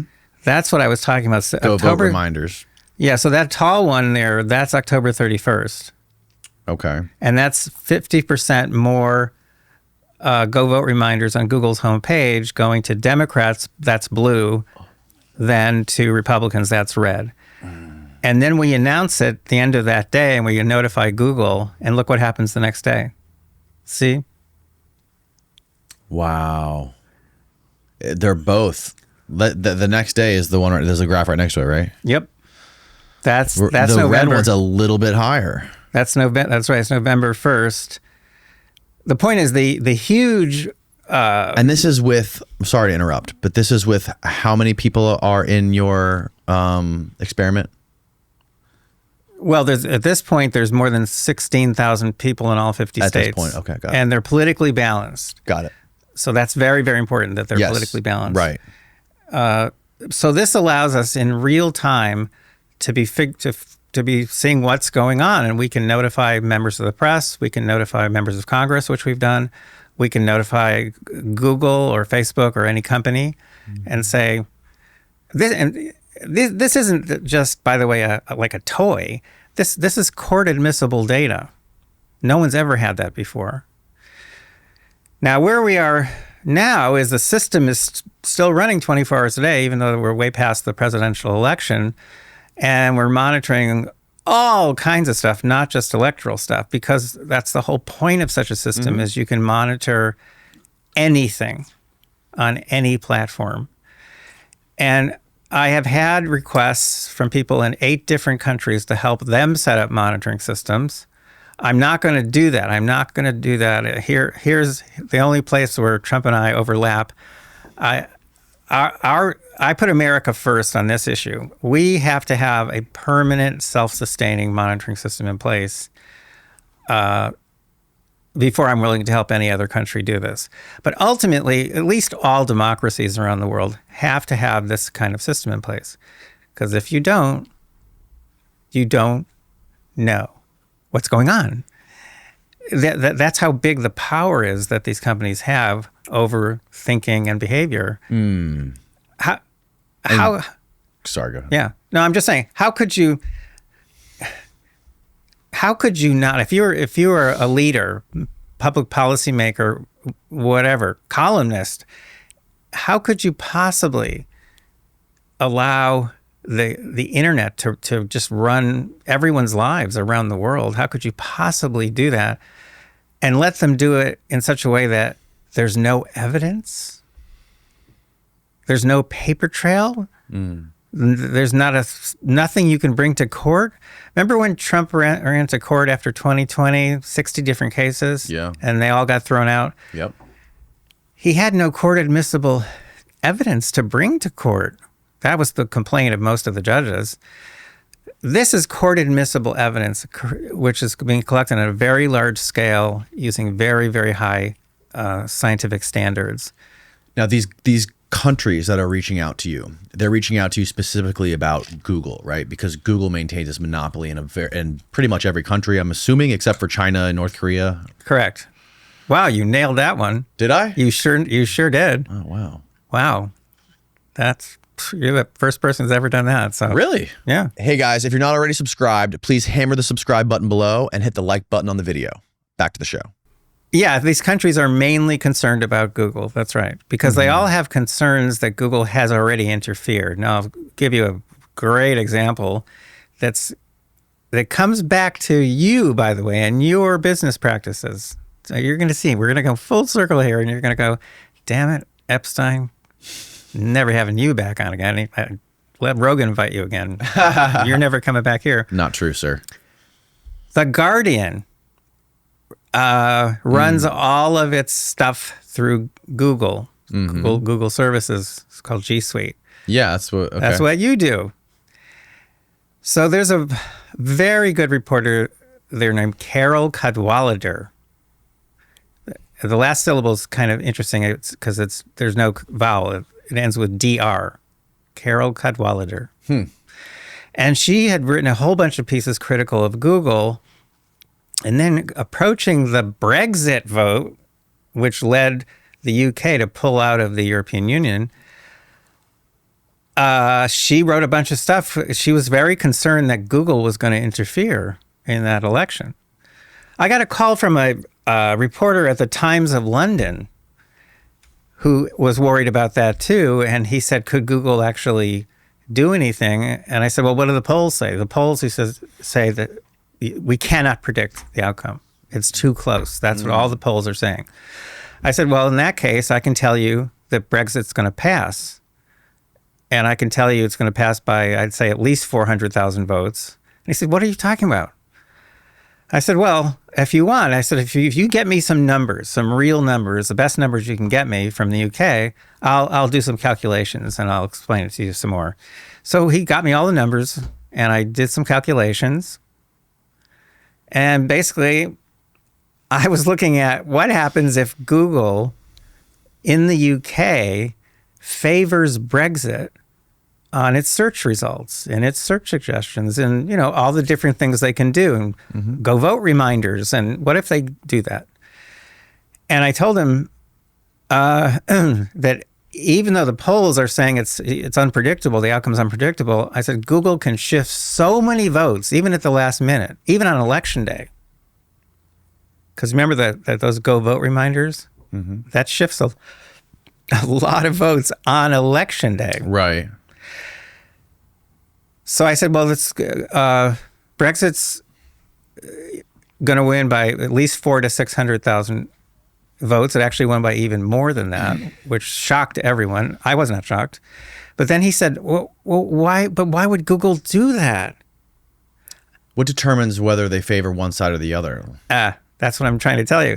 They go case by case. So they don't always favor the left. In Cuba, they favor the right.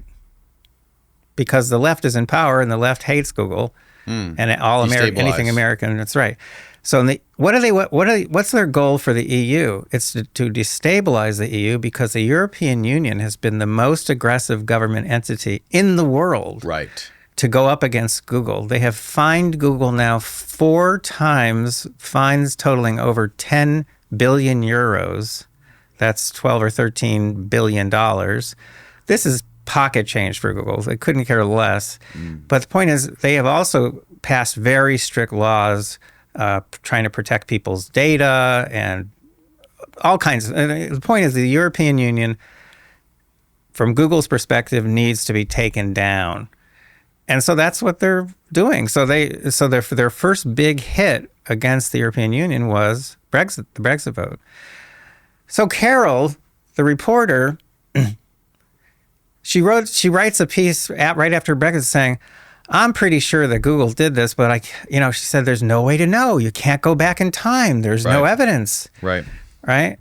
So I got in touch with her. I said, you need a monitoring system and then you'll know.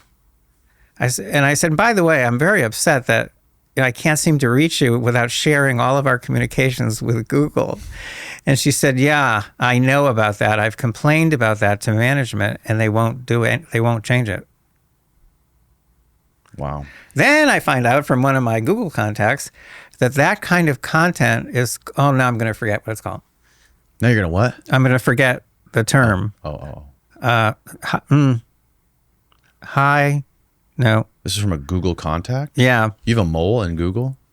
Well, sort of. I mean, there are people who work at Google who are thinking about blowing the whistle, and very often they contact me along the way.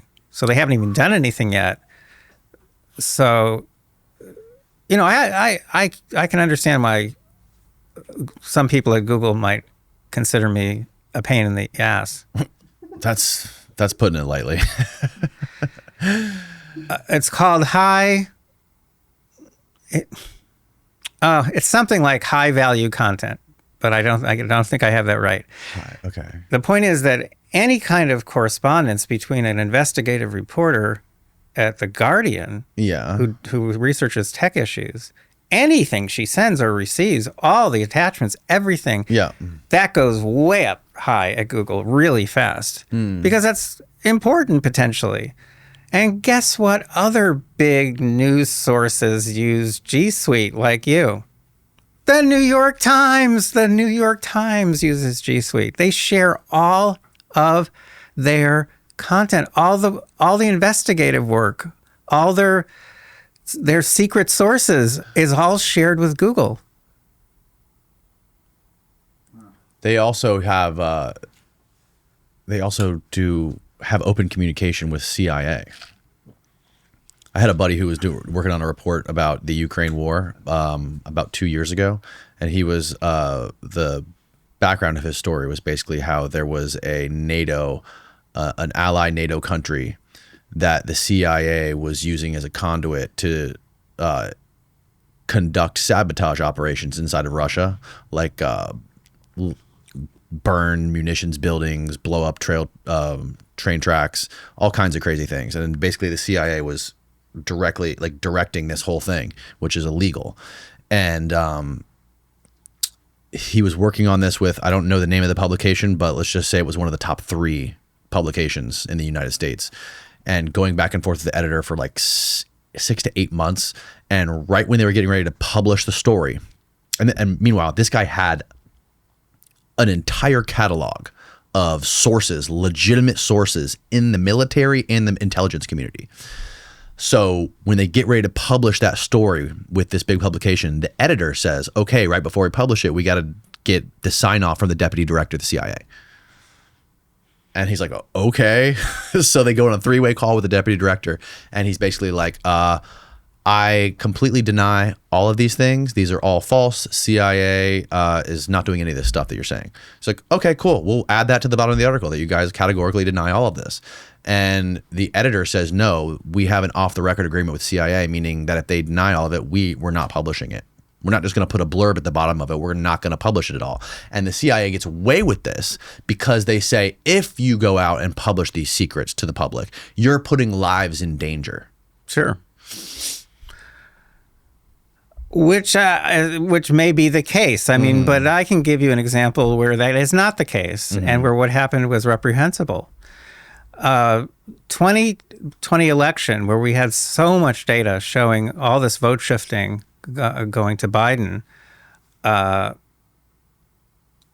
I first sent it to a contact I had at the New York Post.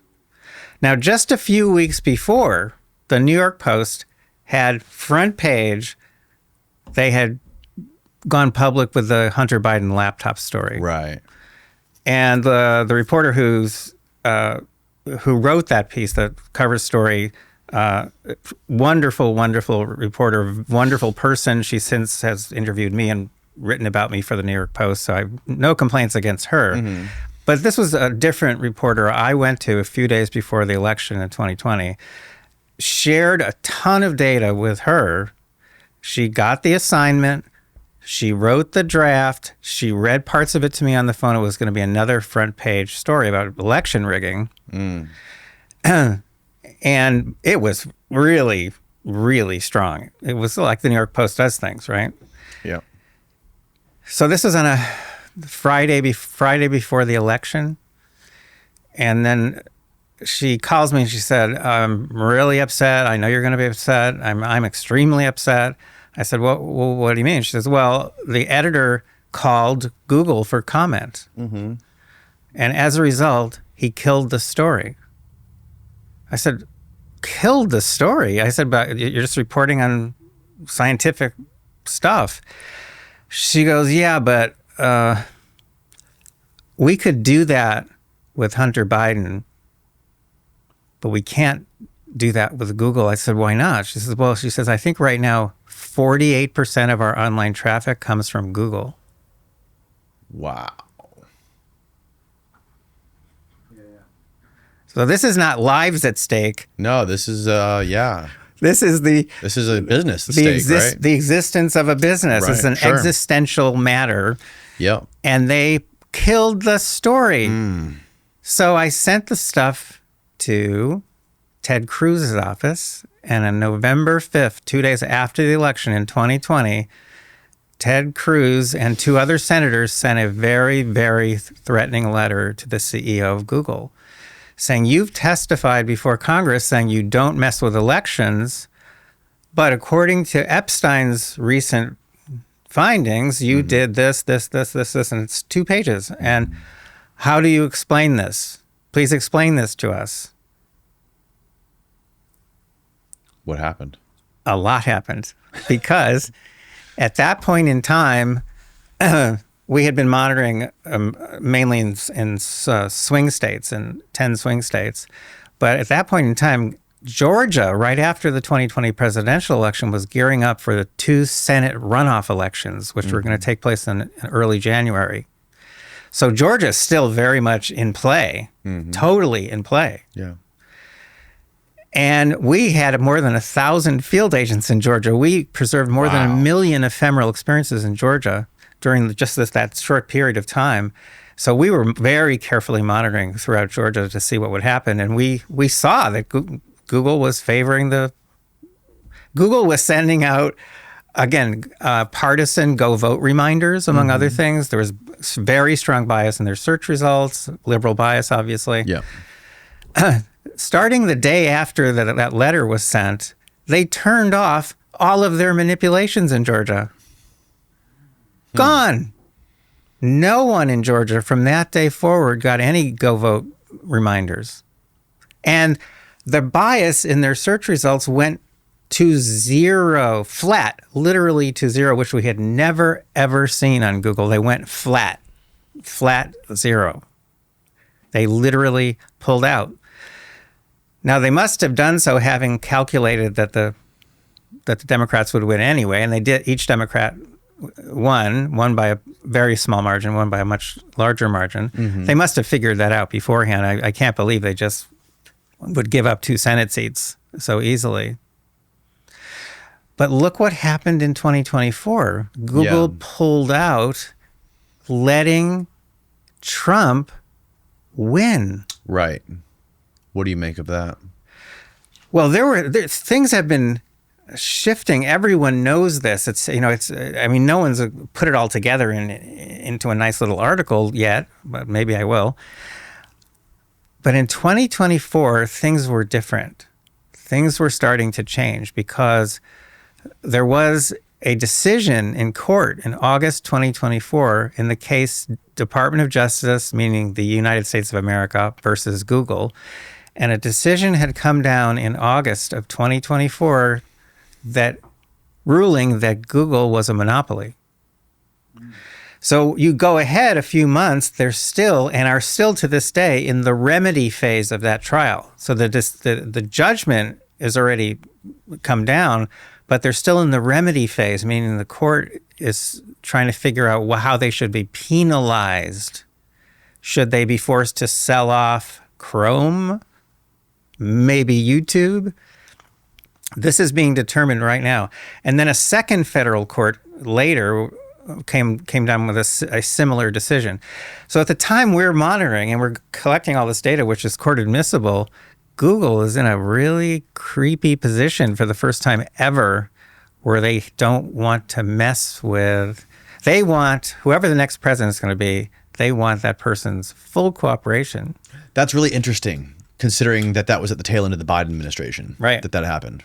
And what do you make of how Trump is going to deal with Google and YouTube? Unfortunately, Trump seems to put his own personal interests ahead of everything, as far as I can tell. And I'm friends with 2 members of the Trump family. I don't know the man personally, but I really am good friends with 2 members of his family. So I try to pull my punches when I talk about the Donald. But I think he's mainly interested in kind of his own, he's in his own world, and he wants his own world to be a certain way, and every single day he changes the criteria for, The point is that a few weeks before the election, Sundar Pichai, the CEO of Google, called up Donald Trump to make nice with him. And then Google, along with all the other tech companies, ponied up $1 million each. Microsoft. For his inauguration. And then they all got front row seats together. And so all of these companies, Google included, which is astonishing given their history, Google included, have been sucking up to Donald Trump, because what they must have figured out was if they actually did not aggressively support Kamala Harris, if they didn't do their usual election rigging, that Trump was going to win. And so they started making plans. We think Trump's going to win. Let's make that work for us. How can we make that work for us? And I think that's the mode that they're in right this second, because remember, they're still in the remedy phase of 2 big federal trials. Yes. Those are going to determine, very possibly, those might bring about some big changes in the company and possibly enormous loss of revenue. What is the worst case scenario for them, for Google? So the worst case scenario for Google is actually really good. For us? No. Oh, no, not for us. Oh, it's not good. The worst case scenario for Google is not the best case scenario for us? No, not at all. Oh, okay. No, these cases are shams. Oh. They were designed, as far as I'm concerned, it is my opinion, that these cases were designed by Google's lawyers. Why would I say something that silly when everything else I've said is so sensible? Because as it happens, I've been dealing with attorneys general now for 10 solid years. And for several years, I was dealing with one particular office, and I was in regular contact with an attorney in that office. I'm being so vague here because the whole thing was, I was supposed to be advising them secretly, so we could never have any written communications. Okay. And so the only way you can do that is just talk on the phone and just do your best to make sure that the phone call isn't recorded. In regards to this case you're talking about? No, this was in general. They wanted to know more and more about Google so that they could do something about Google if Google really was posing a threat somehow. Okay. And there are 3 threats. There's the surveillance, which is occurring at an unprecedented scale around the world. Then there's the censorship. And then there's the manipulations, which is what my lab studies. So they're very concerned, and I was advising them. And at some point in time, my contact says, "Oh, well, we're shifting." I said, "What do you mean?" He said, "Well, all those issues, those big issues, those are all consumer protection issues. And we just don't think we can make that fly." And I go, "What do you mean?" He goes, "Well, we're not getting cooperation, for example, from people in blue states. We have to go after them as a big group. We can't just go after them as a single state." So I said, "Okay, so what are you doing now?" "Well, we're shifting over to antitrust law, which is about monopolies." That's how it's how AT&T. That's how the government took on AT&T and eventually Microsoft. I said, "Well, antitrust." I said, Google is a monopoly." Yeah. I said, "But if you go after them that way," I said, then the remedies are not what you want. So you can break up AT&T, you could break up Standard Oil, you could break. What did they do to Microsoft? They stopped the packaging of all their software altogether. Okay. They stopped the packaging. That's one of the big things they did. Yeah. I said, but in that case, I said, you're not really going to do any real harm here where Google is doing the most damage. You're not going to affect that at all because you're not going to be affecting the surveillance. They're still going to own... Coming at it from the antitrust angle. Exactly. Okay. So if you go after them and say, yeah, and eventually you get a judgment, Google's a monopoly, I said, what's going to happen? I said, and I'm just kind of joking at the time because this was a long time ago. And I'm saying, what would happen? You're going to force them to sell off Chrome? I said, who cares? I said, if you force them to sell off Chrome, I said they'll get $500 billion in cash for the sale because they do get paid. Right. So you force them to sell off Chrome. I said, and they still get all the data. He said, how would they get all the data? I said, well, whoever now owns Chrome is still going to use Google's quarantine list to check and make sure every website is safe before they take anyone there. So Right. Google gets all the same information or most of the same information, or Google could pay them. They could have a back door that they don't even know about. They could also build in 100 back doors, 1,000 back doors. I said, they will jump for joy. I said, if a court forces them to sell off Chrome, they will jump for joy. And meanwhile, the three big threats that they pose to democracy and they pose to humanity, which is the surveillance, the censorship, and the manipulations, I said, you're not touching them. He goes, yeah, but at some point or other, he says to me, yeah, but we're getting very good cooperation on antitrust from blue states. Right. He said, we think we can get a big group together. And they did. They got a group of 51 AGs. I think every single AG, because like Puerto Rico has an AG for some reason.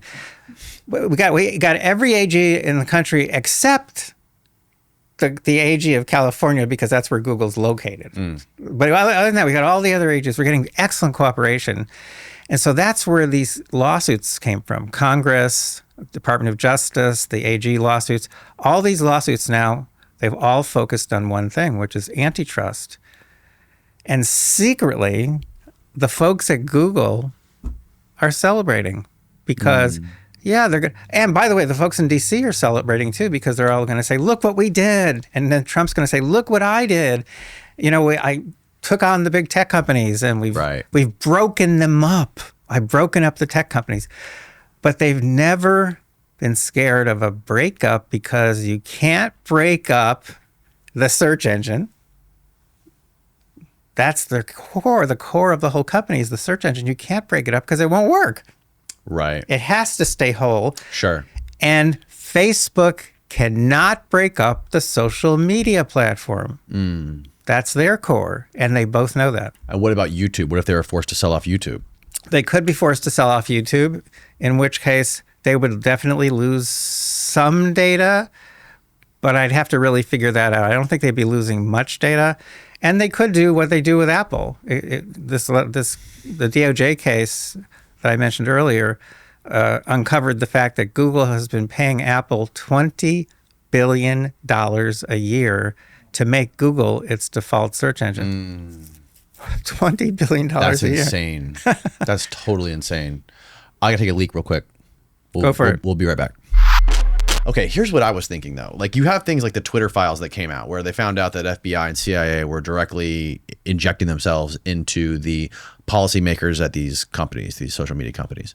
So like this is like a two-headed hydra here, where you have the social media company or Google itself, which has its own, is self-preserving on one side and trying to make more money and survive. And then the other side of it is the government, the intelligence community, the deep state, whatever you want to call it, that is in there trying to protect national security, whatever it is. And you also have a similar aspect to the government in that sense, where you have people that want to maintain their jobs, they maintain their careers, get their pension, whatever. Which, when you had the case of those what was it, like 40 CIA agents signed that document stating about the Hunter Biden laptop story. Right. And in most cases there, it was guys that just wanted to maintain their status in the intelligence community or climb the ladder when the Biden administration got in.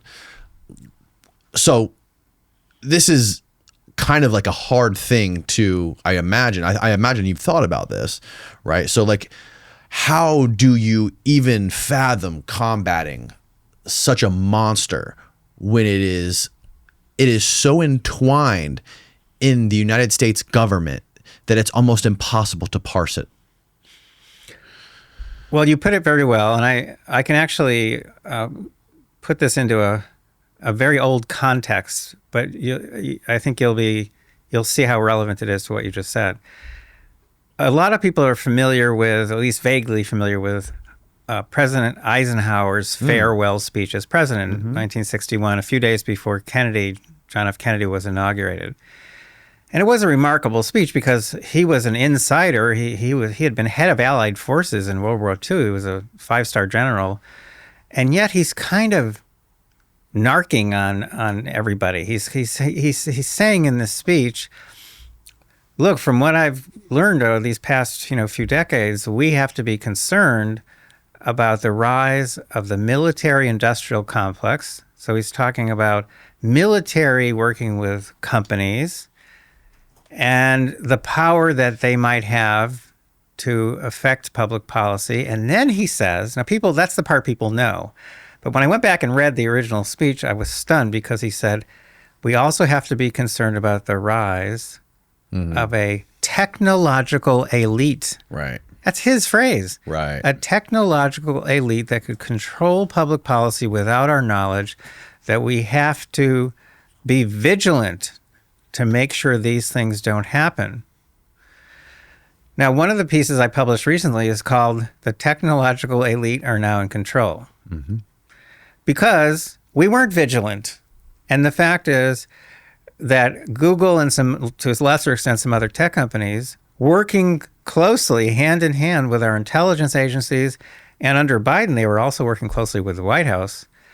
They've created this entity that controls public policy without the knowledge of the public, and everything is so intertwined, to use your term, that it appears to be unstoppable. It appears that there's nothing we can do about it. So the way I approach the problem is I break it up into pieces, and I say, okay, where can we do something about it? Either in our personal lives or on a larger scale. Where can we do something about it? So let's talk about just the personal part of it. The government has always been spying on us. I mean, it's part of their job, in a way, to spy on us because they're always looking for threats to national security. That's legitimate. The tech companies, what they're doing is new. It's very new. It's unprecedented in human history. Yeah. They also have the ability to manipulate in ways that have never existed before in human history, and more so than any government has ever had. How do we break this up? What can we do? So let's start on the personal level. Personal level, there are things we can do to protect our own privacy, to protect us from being manipulated. So there's surveillance. We can guard against surveillance. There's censorship. That's tough. That's kind of tough because you don't know what they don't show. Right. So censorship is tough. And then there's the manipulations. So what can we do? So I get to try to help people get started on this. And most people I know, by the way, have never thought about these kinds of issues. Never. Or they say things like, oh, well, what do I care? I have nothing to hide. That's not true. Everyone has things to hide. And even if you don't have things to hide, you don't want them manipulating every decision you make, do you? I mean, don't you want to be aware if someone's trying to manipulate you? Like a TV commercial, you can see it. A billboard, you can see it. But the kinds of techniques that they're using on people to manipulate their opinions and their thinking, their behavior, you can't see them. It's a whole different kind of manipulation. And I think most people would say, I don't want that happening, especially to my kids. I don't want these companies messing with my kids in ways that I'm completely unaware of. Right. So I send people to myprivacytips.com. So that's the domain name, myprivacytips.com. And there's an article of mine there, which I update every year or two. And it's about 7 steps you can take if you want to start protecting yourself and maybe your family members. So it's not that hard, especially I kind of go in order from easy to hard. It's not that hard to do. For one thing, you have to stop using Gmail. So jettison Gmail. That's my first one. So I'm big on alliteration, as you can tell. Jettison Gmail. What's 2? Kill Chrome. Oh, kill Chrome. See, more alliteration. In other words, you have to get yourself out of the Google universe. Is that really possible? Well, the answer is not. You can't get out of their universe completely. Can VPNs help? Oh yes, that's my, I think, number 7 on the list. So Okay. VPNs are very, very important. They used to be very expensive, or they didn't work very well. Now VPNs are cheap and easy to use. I recommend NordVPN right now, or Proton VPN. Proton is a very, very interesting company based in Switzerland, subject to very strict Swiss privacy laws. It's run by an American whom I know named Andy Yen. He is a diehard, down with Google guy. And Google tried to shut down his company when it was first set up. And he fought them, and is one of the few people who ever survived a fight with Google. Wow. And Proton is what we use for email, for example. We use Proton Mail. So all this is in my guide, 7 simple steps. So yes, VPNs, because they help protect your identity when you're online. Proton Mail, because Proton Mail encrypts all the emails end to end, which means even Proton can't read your emails. Wow. The only people who can read your emails are you and the person at the other end, the recipient. So I have gotten probably easily tens of thousands of people, maybe hundreds, but at least tens of thousands of people I have gotten to get out of the Google universe and shift over to some of these alternatives that protect your privacy. So instead of using google.com, you use the Brave search engine, which you can get to on the Brave browser. We love Brave. We use Brave every day. These are good guys. I know the people involved.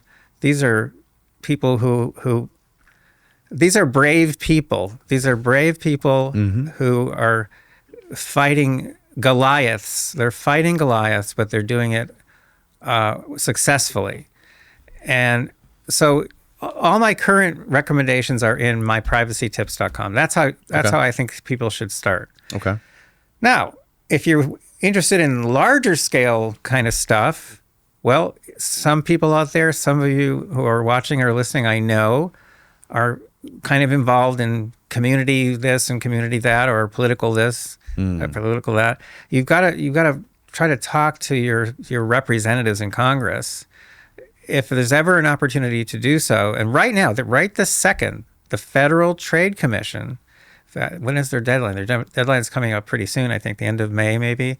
But the Federal Trade Commission, the FTC.gov, they're looking for public comment on these very issues, on the big tech companies and their way they're messing with our lives. And any opportunity you see to talk to our nation's leaders or these regulatory agencies, your local mayor, anybody, do it. Say, I'm concerned. I'm concerned about what my kids are seeing. I don't know what they're seeing, but I think they're being indoctrinated. Right. And by the way, they are, because I know, because we've been collecting the data.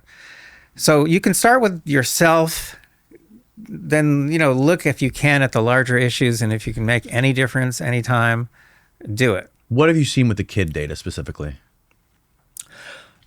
Well, if you want to go back to americasdigitalshield.com, which would serve multiple purposes on my part, and you go down, you start at the top and just go down part way a little bit. Well, now let those images run. There they go. Those are actual images from YouTube videos being recommended to children on YouTube Kids. This is on YouTube Kids. The lady's swallowing a machete, and it's basically like blood coming out of her mouth. A guy looks like he fell, surrounded by blood. Okay. So these look like, that one, the first one looks like a cartoon. The other two look like a video game, like some spooky video games. But essentially these are all coming off YouTube. Well, it's not just that. It's that they're being recommended by... Recommended. So these are turning up in up next videos, for example. And oh, God. That's recommended on YouTube Kids, that? On the right? Yes. So That's like Well, gore. look at that one. Oh my gosh, it gets worse. Jesus. Now we've preserved hundreds of thousands of these. So what is the purpose? If you're Google or YouTube, why? Why do you want to send kids this? In your view, that's easy. Because if you know how to do this, or if you don't, you learn it in 2 seconds. If you put your cursor at the bottom of a video while it's playing, it'll show you which parts of the video have been the most watched parts. Well, some of these images, they're only a half second, a second in the video, but they often are the most watched parts. In other words, this is being done for watch time. It's being done for so-called addiction purposes. This is what this causes kids and adults too to go back and want more, or want to see the next one in the series, or want to see the next one after that and the next one after that. There are people who go down these rabbit holes where they end up watching thousands of videos, all of which play automatically. And what grabs them, what holds them to the screen, are disturbing images. So these images that you're showing, these aren't necessarily the thumbnails of the videos. These are just specific parts of the videos that get the highest retention. Yeah, we're just pulling screenshots, screen grabs from a certain spot in the video. From videos that have been recommended to children. Right. But as I say, this is a tiny selection out of hundreds of thousands of videos that we're preserving that are recommended. And so we can look at them with we can do different kinds of analyses on them. The point is, if you don't preserve them, you might, by the way, you might be thinking, well, why would you have to preserve YouTube videos? Aren't they just there all the time? Right. It's not the videos that are important here. It's the recommendations. The ephemeral stuff. Ephemeral stuff. All that stuff is completely ephemeral. If you don't preserve that, you don't know what they're recommending. And you have to know what they're recommending, because 70% of the time that people are watching videos on YouTube, they're watching content that has been recommended. Yes. So you have to know that. What criteria, think about it, what criteria is Google using when they do the filtering? In other words, they take out of all the billions of videos they might show people, what criteria are they using to make those recommendations, to pull out just those 20 or 30 or 40? Well, according to them, it's watch time, how long people spend watching those videos. Well, the point is, it's what they actually do is secret. True. But the only way to know for sure whether they're actually showing people is to do what we're doing, which is to do monitoring, to capture real content.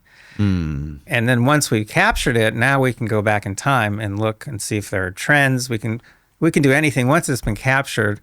So we have at this point massive databases, and we're hardly even scratching the surface when it comes to the kinds of analyses that can be done. Which brings me to one more issue, if you wouldn't mind. Running a monitoring system is very expensive. I think it's absolutely critically necessary for any democracy to have in place a permanent, self-sustaining monitoring system for big tech. Not just for Google and these other companies, but for the next Google, the Google after that. You have to monitor, or you won't know what they're doing. To us as voters, to our kids, to us as consumers, you have to monitor. But it's very expensive. So, for example, we pay, just like the Nielsen company pays Nielsen families to let the Nielsen company monitor their television watching. That's been going on since 1950. And they're in 100 countries now. And so that's where the Nielsen ratings come from. That's what determines how much advertising costs are for a particular show, or whether a show is going to be renewed for another season. It's all the Nielsen ratings. So they recruit families. They keep the identities of the families secret. Critically important, right? Obviously, because otherwise people would try to interfere with the signal coming out of that family's home, or they would try to bribe the families to watch my show, not to watch someone else's show. So that's how we do it too. We recruit registered voters. We now have more than 16,000. I'm not going to say the exact number, but we have more than 16,000 in all 50 states. They're politically balanced. We pay them a token fee each month to let us use their computers to capture all this data, which is normally lost forever. The Nielsen company pays a token fee to its families. I think it's roughly $50 a month. We pay our field agents $25 a month. Now, we need to develop regular sponsors. So if we have 25,000 field agents, we need 25,000 Americans, presumably patriotic Americans who are concerned about the internet and all that, to sign up and sponsor a field agent. So we have maybe now 1,000 sponsors, but obviously since we have a lot more field agents than that, we need a lot more sponsors. We have people who are sponsoring 4 field agents, which means they've programmed into their credit card, $100 a month donation. Right. It's fully tax deductible. If you go to americasdigitalshield.com, which is the dashboard for the monitoring system, you'll see there's a place you can click, sponsor a field agent. So anyone out there who's listening or watching, if you have the resources, even if it's $5 a month, so you're sponsoring the left leg of one field agent, that's at least one leg. So we'll take it. So we need help there. And if people have other ideas about how to make this system, how to bring the costs down and make the system self-sustaining, let us know, because we are determined to make these systems permanent and self-sustaining. That's amazing. A thing I've been thinking about with this is when you have people, independent people, like journalists, or content creators in general that are publishing stuff on Google or on their website, which is queried by Google, or on YouTube. And you have people which are a subset of the population for sure, but that are reliant on Google for their income to manage and maintain their livelihood. And Google and YouTube are constantly enforcing their policies based on topics you discuss, whether it be political or against advertiser policies or whatever their excuse might be.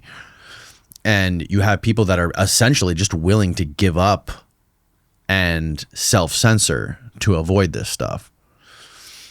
How do you think that affects society, or like our population in general in the United States? Like how does that affect general discourse, culture, society? Do you think they think about that?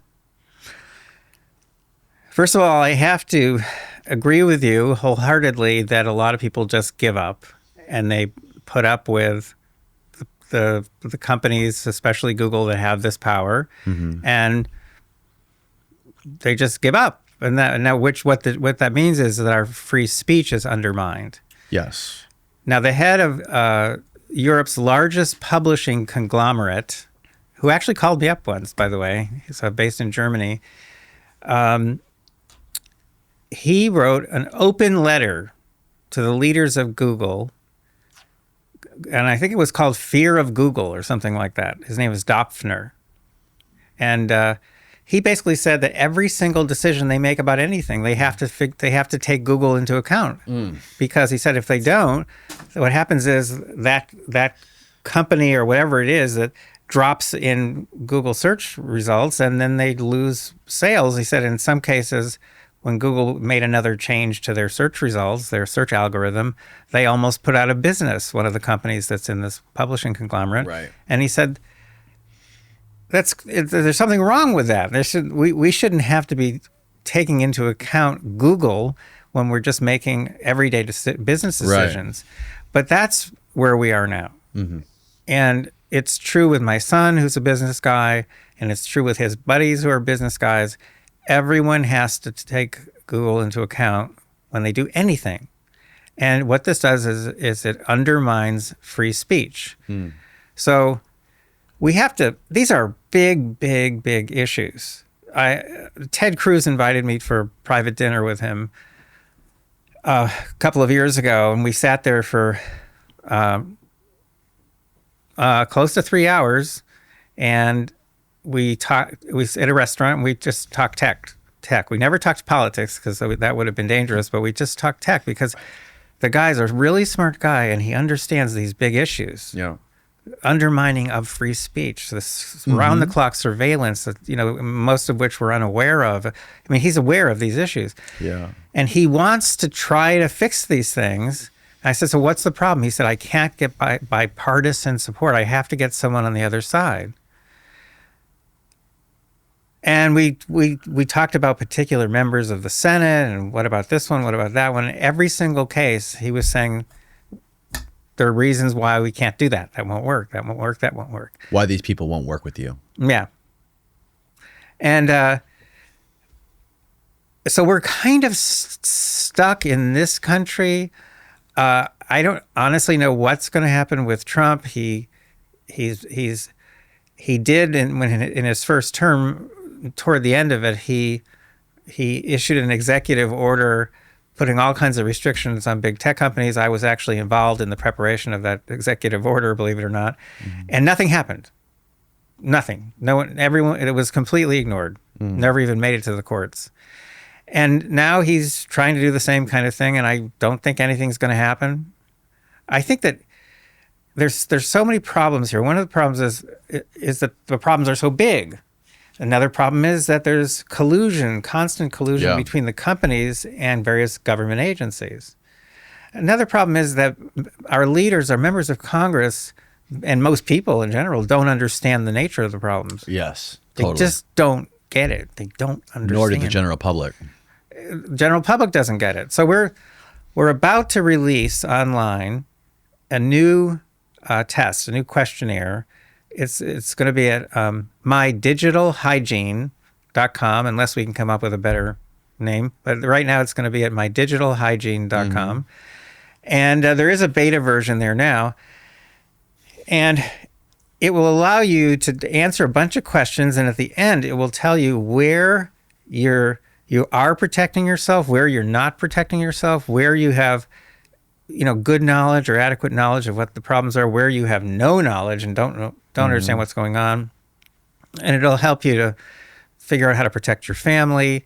So I want to do more on that. I want to try to educate the public, not just with questionnaires, but with articles and maybe a book, so we become more informed about our digital hygiene. We know a lot about our physical hygiene. You can teach that stuff. Yeah. So presumably, people could learn more. And what do you make of how, with the rise of AI and OpenAI and Grok and all these different LLMs that are coming out that are essentially scrubbing the internet to come up with answers to things and to solve problems? How does that tie into all of this? And does Google need to directly work with these LLM companies, or are they essentially, because they are the source of information for those LLMs, do they by default affect or bias the LLMs? Okay, you're asking a very, very important set of questions, and I'm just gonna hit you with a couple of pieces of information here.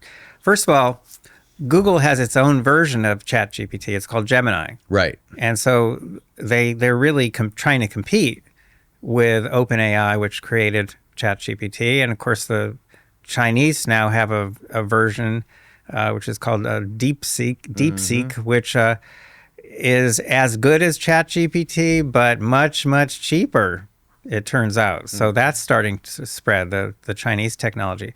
So AI is spreading everywhere, and it's being integrated into everything. So Windows is now integrating AI into Windows 11.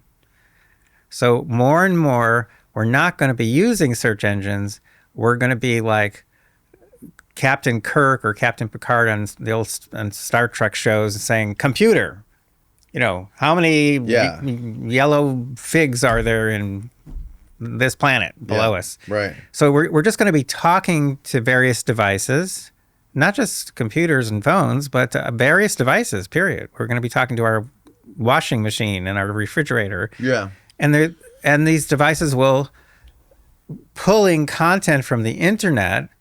In many cases, they're going to be pulling the content from Google, pulling content from the internet. Again, how's that prioritized? Yeah. Right. Then that's how we're going to get our answers. So we've already studied and published an article on what's called the AnswerBot effect. If you go to answerboteffect.com, you'll see a very disturbing study, because what we have learned that in one question and answer interaction, you ask one question of a chatbot and it gives you back an answer which is biased. We can get a 45% shift in voting preferences among undecided voters. If they ask several questions, we can boost that up to over 65% shift in voting preferences. And people they're not aware, especially if it's just one question, one answer. They have no way of even being slightly suspicious that they're being manipulated, because they have nothing to compare the answer to. Right. This is where we are now. We are right there. So we're not on the brink. We've crossed over the brink, and that's where we are now.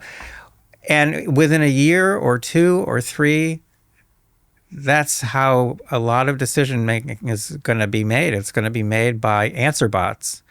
Whatever label you want to put on them, they're all AIs, and we don't know where the content's coming from. We don't know. The average person has no way of knowing whether it's biased, who's behind it, what their goal is. Right. And I wonder if with this Internet of Things phenomena that's happening, where everything from our vacuum cleaner to our washing machine and our phones, our watches are connected to the internet, giving us answers to things. And at the same time, you're having these AI LLMs being integrated into all of these devices. On one hand, you have technology evolving exponentially and everything combining with, which eventually will probably become technological singularity. And on the other hand, you have the general population of human beings becoming more and more lazy, because every little device that they buy can give them the answer to everything. And you could basically talk to God through your watch. So is the net result of these things happening simultaneously making the human population just more passive, more submissive, so that whoever it is, this hypothetical elite that exists above all of us, can just control us even better and more effectively? Well, the short answer is yes, but we also become more stupid. Yeah, we become more stupid. And I think that has a lot to do with evolution. I know you've talked about this neural transduction theory, and I think that these things they weave together perfectly, because one of the things that I think is that over millennia, over probably millions of years, that humans have our senses have been atrophied due to technology. I wish that were the only danger or the biggest danger. It's not. The biggest danger is something that Stephen Hawking, the great physicist who died a few years ago, warned about a number of times, that even Elon Musk warns about every now and then, depending on his mood, that these AIs could literally take us down, could take us out. Yeah. And there's lots of sci-fi movies in which that happens. I just submitted, for publication, a short story, which is called The Last Confession. And it's about AI basically not only taking out humanity here on Earth, which it does, but it turns out it, thanks to my neural transduction theory, it learns how to cross over to other universes and wipes out all organic, intelligent life everywhere in every universe. So, Sounds like a PK Dick novel. yes, one of my favorite authors. My point is that AI is extremely dangerous. AI, one of my books is on AI. I used to run the annual Loebner Prize competition in artificial intelligence, which made the front page of the New York Times in 1991 and continued to run for 29 years. It was an annual contest where we're looking for a computer that can pass the Turing test, meaning that can out-human a human, that can behave as human as any human can behave. And so I've followed very, very closely. I've followed the development of AI, a lot of frustrating years, big breakthroughs just in the past 2 or 3 years, mainly with OpenAI and ChatGPT. But people don't get it. They don't understand that if you start integrating AI technology into every other kind of technology, which is literally what's happening right this second, it puts us into very, very grave danger. And that's what Stephen Hawking was concerned about, that we would just do this willy-nilly without any protections. Last year or the year before, Gregory Hinson, one of the top AI experts in the world, who was Google's top AI expert, he quit Google. Gregory Henson? Hinson, Hinson. He quit because he thought that they were building AIs irresponsibly, not taking into account the possible dangers of AI. One of the top people at OpenAI also quit for the same reason. Elon started a big petition going among experts on AI, including me, asking for a pause in AI research and AI implementation so that these issues could be discussed. Nothing happened. I think he had thousands of experts signing his big petition, and nothing happened. Nothing is going to slow this process down. That's the process. That's the problem. Nothing's going to slow it down because the upside is too big. It's money. Yeah. The upside is so enormous for making money that we're basically. Here's what's going to happen. I'm going to tell you. Here's what's going to happen. Now, I'm not saying you're going to be satisfied with this answer, but this is actually the answer. Okay. What's going to happen is very soon, 2, 3, 4, 5 years, I'd say maximum, very soon, the machine intelligence will surpass human intelligence. Some people call that moment the technological singularity. My old friend Ray Kurzweil, who I worked with for years and now is head of engineering at Google. And Is he really the head of engineering at Google right now? Yes. And I didn't realize that. and he won't talk to me anymore. Oh, I remember you saying this on Rogan's podcast. Yeah. Why wouldn't he talk to you? Because of the research I do, I guess. We've never had any conflict. Conflict of interest. He works at Google and you're trying to lift up Google's skirt. Yeah, but why would he stop talking to me? And his wife stopped talking to me. We're both PhD psychologists. I was on the board of her school for autistic children for many, many years. I helped her to publish, et cetera, et cetera. You tried talking to his wife? No, we were friends. Right. I was friends with them. And then I went to their daughter's bat mitzvah. They came to my son's bar mitzvah, et cetera. We were friends, social friends. Yeah. And I've never had any conflict with either of them. And they both stopped talking to me because of my research. But I got off the track. What was I saying? Something, I'm sure, more important than... Yeah. Where were you going with that? You mentioned Ray Kurzweil. What was he saying, Steve? Steve doesn't remember. All right. I was trying to tell you what's going to happen. Yeah. So- yeah. Exactly. So in a book I published on AI, Ray Kurzweil, Technological singularity, Ray Kurzweil. right, is now head of engineering at Google. Yeah, He makes a bet with another prominent person in AI, and he bets him $20,000 that by the year 2029, the technological singularity, that moment will be reached, will be passed. Well, gee, it's 2025 or 4 years away. You know what? He might win that bet. The point is, it's coming really soon. Yes.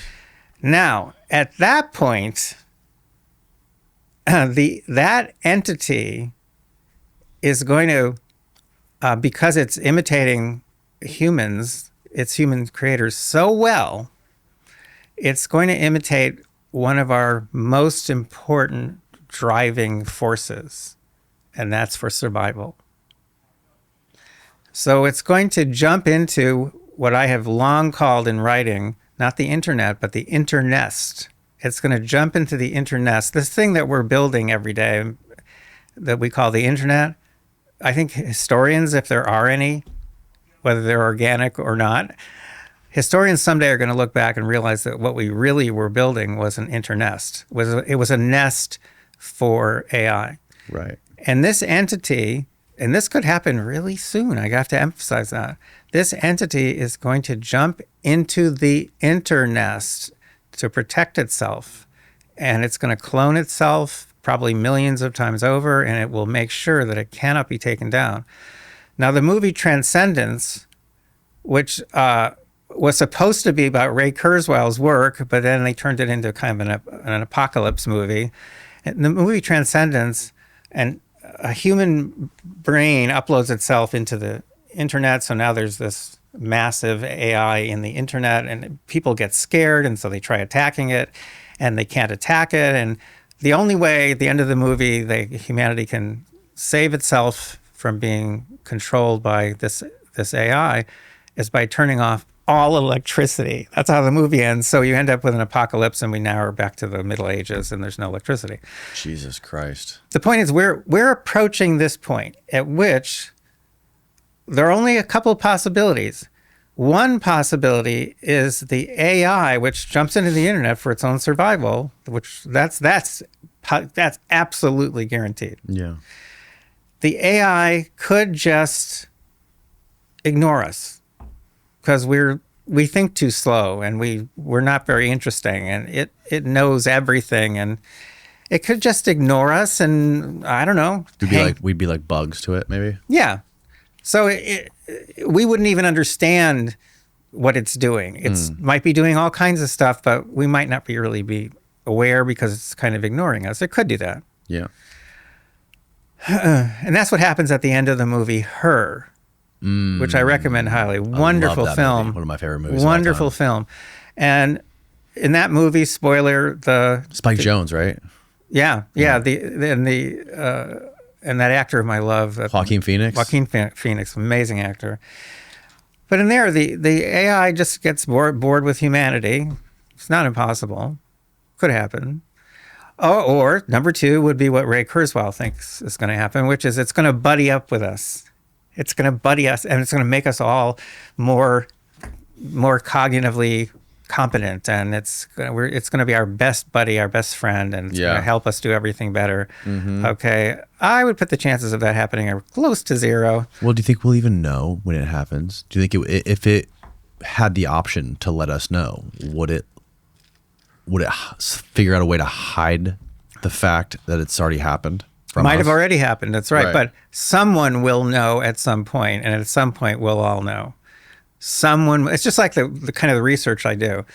I'm not the only person out there like me who kind of figures stuff out. Mm-hmm. There's other people like me who figure stuff out, and at some point someone will know, and then more people will know, and then everyone will know. And then what will happen is we'll do what we've done since the Pleistocene era. We will get upset. We will get upset. We will scream and shout and bellow and we'll attack. We will feel insecure and we will attack. That will be the last thing that humanity ever does, because if you attack this entity, which is now living in the internet and cannot be shut down, we'd have to kill ourselves. Shutting down the internet, shutting down electricity. Well, I think this entity would be so smart and it would anticipate every single move that even that wouldn't help, because it would create its own power supplies. It would build it rapidly build robots, build extensions of itself. It would build means of protecting itself. It might fire off a few nukes to just to get our attention and let us know that it has a lot of power. Remember, this thing has power at this point.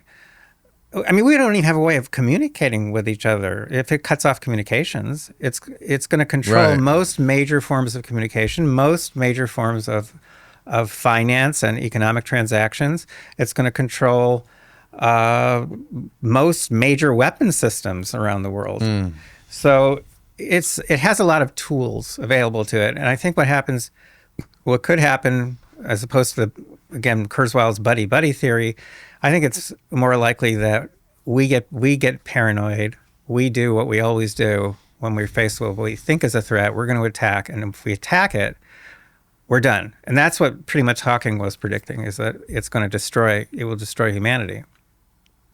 I point out in this new short story of mine that it's very ironic that this entity not only wipes out humanity, but it also wipes out about 1 billion humans who've never even heard of a computer.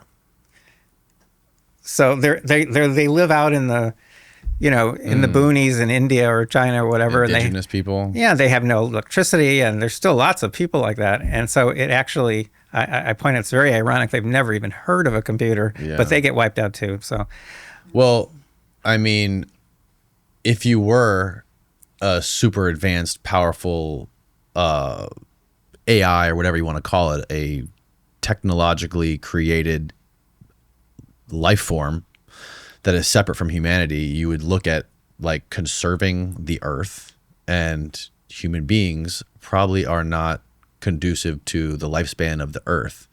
And with pollution and with all kinds of other impacts that we have on earth, and the expansion of the human population, I would hope that, or I would not hope, but I would imagine that would be one of the first things that they would look at. I think that if you think about these different options, so just to review, it does nothing. It becomes our best buddy. That's number one, does nothing. Number two, best buddy option. Number three, total destruction. I think it's unknowable.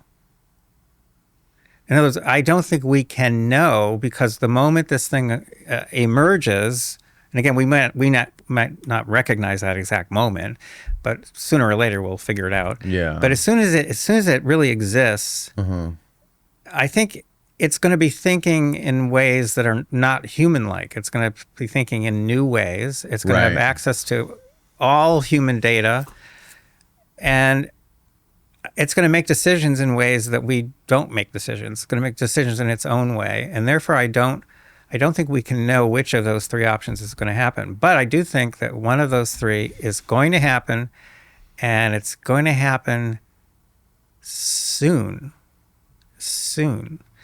So, and the reason why I think it's going to happen soon, not just because of Kurzweil's bet about 2029, okay?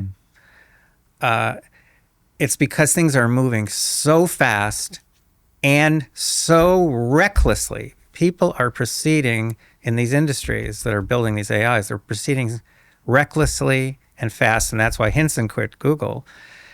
And you got to... Can anything stop that, is the question. Well, Elon couldn't stop it. I don't think anyone can stop that. Elon couldn't stop it, right? Do you think he's really trying to stop it, though? I think he did at one point. I think he is kind of he understands how bad things could be because of AI. He understands the possibilities. And he made no progress in stopping it whatsoever, other than getting thousands of signatures from experts. Even if one government went for it and tried to stop it within their country, so that would just provide more economic opportunities for another country to just move even faster. And that's where we stand right now. There's every single incentive for proceeding at a reckless pace, and there are no incentives for shutting this thing down. Right. Now, there was a famous science fiction author, Isaac Asimov, one of my favorites, who wrote a series of stories and then books, and that was eventually inspired the movie I, Robot, which I think starred Will Smith. Mm-hmm. And it was great stuff, because Asimov realized when he started thinking about robots, from a sci-fi perspective back in the 1940s, he realized that if we're going to build really smart robots, and they're stronger than we are, and they don't need to sleep, and they're smarter than we are, and they think faster than we have to build in protections. He said to him, it was obvious that when we start creating these things in the future, we're going to build in 3 laws of robotics, and they're going to be built into every single robot brain. There's no robot brain that can exist without having these laws built in. And the laws have to do with, I will not harm a human. And they all have to do with protect. Oh, you got the 3 laws? May not injure a human being or through interaction allow a human being to come to harm. A robot must obey the orders given to it by human beings, except where such orders will conflict with the first law. And then a robot must protect its own existence as long as such protection does not conflict with the first or second laws. Those are the 3 laws of robotics. And that's what should have been built into every single AI we've ever created. And there are no laws. We have no such laws. There are no laws. There are no protections at all. And by the way, trivia fans, eventually Asimov, it's just brilliant stuff. Eventually he comes up with a 4th law that the robot itself comes up with, and it becomes the 0th law. And basically, a robot can kill a person if doing so protects a lot of other people. And the robot itself comes up with that law, which basically, if you think about it, if it's come up with that law, it's just blown away the other 3 laws, because now in its judgment, it can kill people. Just using its judgment. It's very, very. The point is that there are no such laws. None. No system is being built with any protections for humanity. We're just going at this breakneck speed, recklessly building these super smart AIs and integrating them into everything, which means communication systems, economic systems, weapons systems, everything that we depend on, that we become more dependent on every single day. Yeah. And you have people at the top, like the head of Google, you have Elon Musk, like right next to the president everywhere he goes, in Saudi Arabia, this speculation of AI running the government. Like, what would that look like if AI took over the government?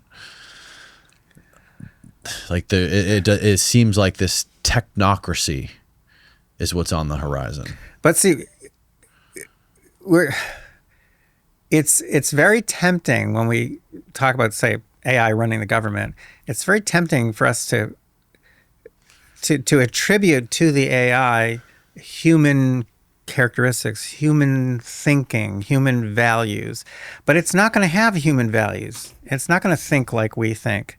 See, it's going to be thinking in a whole new way, based on the fact that it can think a gazillion times faster than we can, and it has access to all knowledge. And they can actually view all knowledge probably more or less at the same time. Right. So we don't know how it's going to make decisions and what those decisions are going to be. And I would say there's a 50-50 chance that it will destroy humanity, but not necessarily because it has anything against us, but because we're so paranoid and we try to take it down. We unplug everything. We try to shut down, to deprive it of electricity. We do everything possible to shut it down. Well, now, if its existence is imperiled, I think it will counterattack. So that's where I'm leaning. But I don't know. I think it's unknowable. What if the singularity's already happened and they're the ones that are running the whole show already, and Elon's just one of the minions trying to integrate everybody with the brain chips and turn this thing biological and maybe create an army and manipulate Google, and maybe it's all being run by AI right now. We just don't even fucking know it. Well, that's not impossible, and that would be hard for us to know. Yeah. And Elon and others too have said that also we might just be models inside of a Simulation. Mm-hmm. So that would be hard to know too. Although I think we'd see evidence of it now and then. 'Cause I think there really would be glitches. Even in the Matrix, there were glitches now and then, and I think we would see glitches if we were running on running in a big computer somewhere. Mm-hmm. I think that this is a tremendously exciting time to be human, because I think whatever's going to happen is going to happen in the next 5 to 10 years. And in another book I wrote, I make fun of physics and time travel and whatever, and I say basically time travel either time travel is impossible or humanity is impossible. And by that I mean, if time travel is possible, then eventually someone invents it. It costs billions of dollars to use it, but eventually if you keep going farther and farther in the future, like everything else technological, it gets cheaper and cheaper, and eventually it's accessible to everyone. And therefore we should see all around us like tour buses of people from the future, because the UFOs. Yeah, because eventually it becomes that cheap. So the fact that there are no tour buses from the future tells us either that time travel is not possible or that we wipe ourselves out before it's invented. So that's the problem, is that the fact that there are no tour buses from the future, that's one clue, one indicator that... What if the UFO phenomenon are the tour buses? Well, I have... that brings me over to neural transduction theory, and if you want, I'll shift over to that. But do you have time? Yeah, I do. Okay, it's up to you. Yeah, let's do it. The UFO stuff is fascinating, but I don't think it's what people think it is. People think that UFOs are spaceships, and that they have aliens on them, and that they kidnap humans and run tests on them. And that's one of the theories, yeah. And there's I'm sure you're familiar with the famous Harvard psychologist John Mack, who did the study on all those UFO abductees who witnessed or recalled very similar experiences. Yes, there's some wonderful people out there who've been thinking about these issues for decades and decades, actually. And so there are a bunch of theories. But I think the prevailing one, and the person on the street, is there are aliens from other planets, right, and et cetera, and there are spaceships. And we've all seen the little clips of, recorded by pilots of, bizarre objects moving in ways that our flying objects can't move, and all that. I don't think that's really real. It's not real? Oh, that theory's not real. I don't think those are aliens. Oh, right. I think that we basically, to put this into a broad context, we basically experience a lot of things perceptually. We perceive a lot of things that are not real. We have dreams at night. None of that stuff is real. We have twice a day we experience... Well, how do you define real? How do you know if it's real, not real? Like, what if it is real? What if it's more real than this? We just don't know. It's not real in this, like the way this table is real. So it's not real in the sense that our given how we define real when it comes to people and objects in our local current immediate universe. Right. Stuff that happens in dreams, I see But that's highly contested, though, right? That stuff could be real. We just don't have any way of testing it scientifically. Well, I'm going to be changing that. In Okay. fact, I'm hosting a conference that's going to take place next year, and we are going to test out at least one theory that really could help us understand a lot of things, including the UFO sightings. Sorry, I'll stop interrupting. No, Continue. I can explain it. It's called neural transduction theory. Yeah. If you go to neuraltransductiontheory.com, you'll come to an article I published a few years ago in Discover magazine. And it's about this theory. And this theory, unlike a lot of other theories that are out there, is actually empirically testable. And so I've been, since that time, developing relationships with physicists, mathematicians, neuroscientists, and people in other fields who actually think that this is a theory that's worth trying to test empirically. One of the people, for example, is a researcher at the Harvard Medical School. She researches neural correlates of schizophrenia. And neural correlates of anything don't tell you anything. They're just correlates. They're just showing you that for some people who are labeled schizophrenic, their brains look a little different in some way. That doesn't tell you where schizophrenia comes from, what's causing them. But when I told her about neural transduction theory, which we abbreviate NTT, she immediately said, wow, that could actually explain schizophrenia.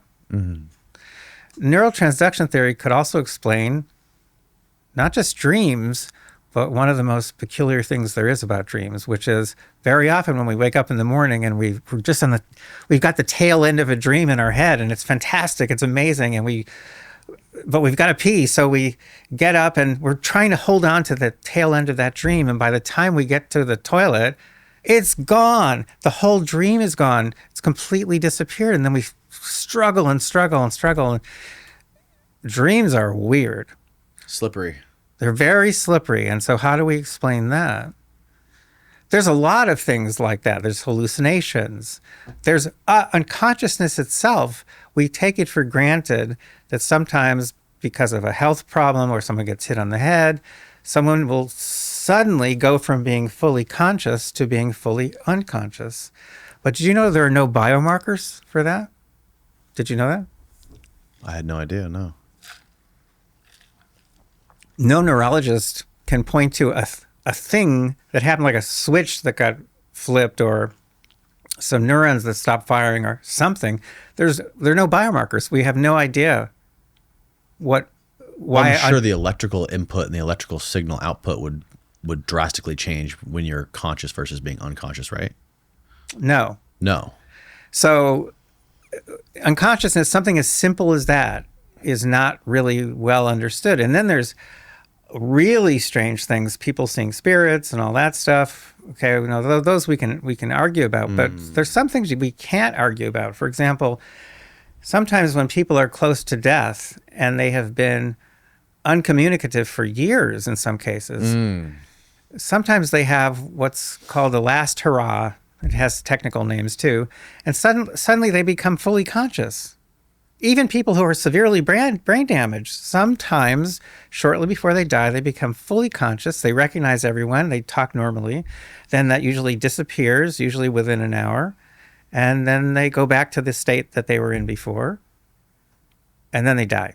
There's people that are on their deathbeds who recall talking to people who aren't there, or like past distant relatives who have passed away, communicating with spirits or ghosts or whatever it is. Right. And some of the stuff, yes, is nonsense and people trying to, hoodwink other people, make money, etc. But some of it's real, and it's well documented in the medical literature, and it's what's going. The point is, there are so many things we don't understand about ourselves and our universe, and I think we can understand all of this stuff. Oh, there's also the Fermi paradox. Is another one of my favorites. There are so many stars out there, 100 billion just in our own galaxy. Where are all the aliens? I'm not talking about these dubious sightings. I'm saying, where are the aliens? For goodness sake, some of the aliens should want to visit and set down a spaceship and go hi. Mm-hmm. Maybe not all of them, but a few every now and then should do that. By now, we should have met hundreds, thousands of aliens if they're out there, and the numbers they should be out there. And this is called the Fermi paradox. Right. Where are they? I think, believe it or not, one relatively simple theory, will explain all of these odd phenomena. And that's why Darwin's theory of evolution changed the world, because that's what he came up with. He came up with one theory that explained all kinds of different phenomena, and it also explained where new species came from. And if you read his book, which I recommend highly, it's very readable. It's very, very fun. It's really well written, and it's called On the Origin of Species, 1859. It's a fantastic book, one of the greatest ever written, and it did change humanity and our understanding of the world and ourselves. And the reason why his theory was so amazing was because it explains so many different, diverse things about the world, and different things about different species and species that look alike. But I mean, it's a fantastic theory because of its simplicity, but also its power of explanation. So it has those two elements. Now, he's also very honest in his book about what it doesn't explain. So where there are possible flaws in the theory. And one of the things he can't explain, for example, is the eyeball. And by a lot of people who don't want evolution taught in schools, they always point to the eyeball problem. Because you can't, from the fossil record, you can't see how an eyeball evolved from nothing into the incredible organ that it is. Of course you can't explain it. Of course it's absent from the fossil record because it's soft tissue. Right. It's not preserved. Right. So, but Darwin admits that. He's got the eyeball problem. And then he has a bigger problem. What I don't understand what makes the eyeball so special out of all the soft tissue? Because it's so complicated. So in other words, the anti-evolutionists would say, where you see a watch, there must be a watchmaker. So where you see an eyeball, which is as sophisticated as our eyeballs are, there must be a God. Only God could create such a thing. And you can't go back into the fossil record and show its development, which you can for a lot of other things, but you can't for the eyeball. The point is, Darwin admits that. And then he has a bigger admission. He cannot use the theory of evolution to explain human-level intelligence. There's no way to explain it. Right. But evolutionary biologists are still debating this. The leap is incredible from primates to us. It's not only is it incredible, but look at chimpanzees. They've been around a very long time. Are they getting any smarter? Right. No, they're as dumb. They're as dumb as they have ever been. Right. Same with gorillas and all this stuff. There's no It is a phenomena. How do you get above that level? Not only that, the archaeological record suggests that that Homo sapiens, which has probably been around for about 200,000 years, they were as dumb as primates. For at least 150,000 of those years, they were as dumb as primates. How do we know that? Because the cave paintings and the sophisticated tools and evidence of language, all that starts around 50,000 years ago in Indonesia. So what happened during those 150,000 years? And by the way, the Neanderthals, who had been around for a couple million years, I think, they all disappear around 50,000 years ago. So at the same time that we suddenly become smart, and we kill off all of our competitors, they're gone. So what happened 50,000 years ago, probably or possibly in the area of Indonesia? This is neural transduction theory. It's very simple. A baby was born whose brain connected it to a higher intelligence. So How was this baby born? Was it bred with an extraterrestrial? no, not at all. Because what evolution does very well is create, with each generation, it creates variability in every trait. It just keeps creating variability. Mm-hmm. And that has not only led, which Darwin pointed out, to the creation of millions of new species, it's also led to the creation of millions, hundreds of millions maybe, of new transducers. Darwin never talked about that, but the fact is that that's true. Our eyes are transducers, our nose, our tongue, our ears. They're all transducers, which a transducer is an entity. It can be organic or inorganic that takes a signal from one medium. It could be just electromagnetic radiation, for example. A fart going in your nose.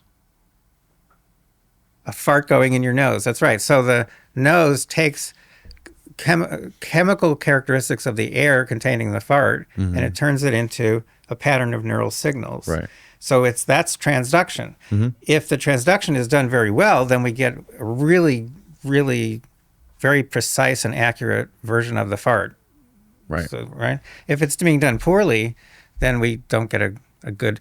Our skin is a transducer. Yes. So because it's taking pressure, texture, and temperature, and turning that all into neural signals, and it's even indicating to our brain, it's indicating the location of where all that stuff is occurring. In other words, our entire bodies are encased in transducers. Yeah.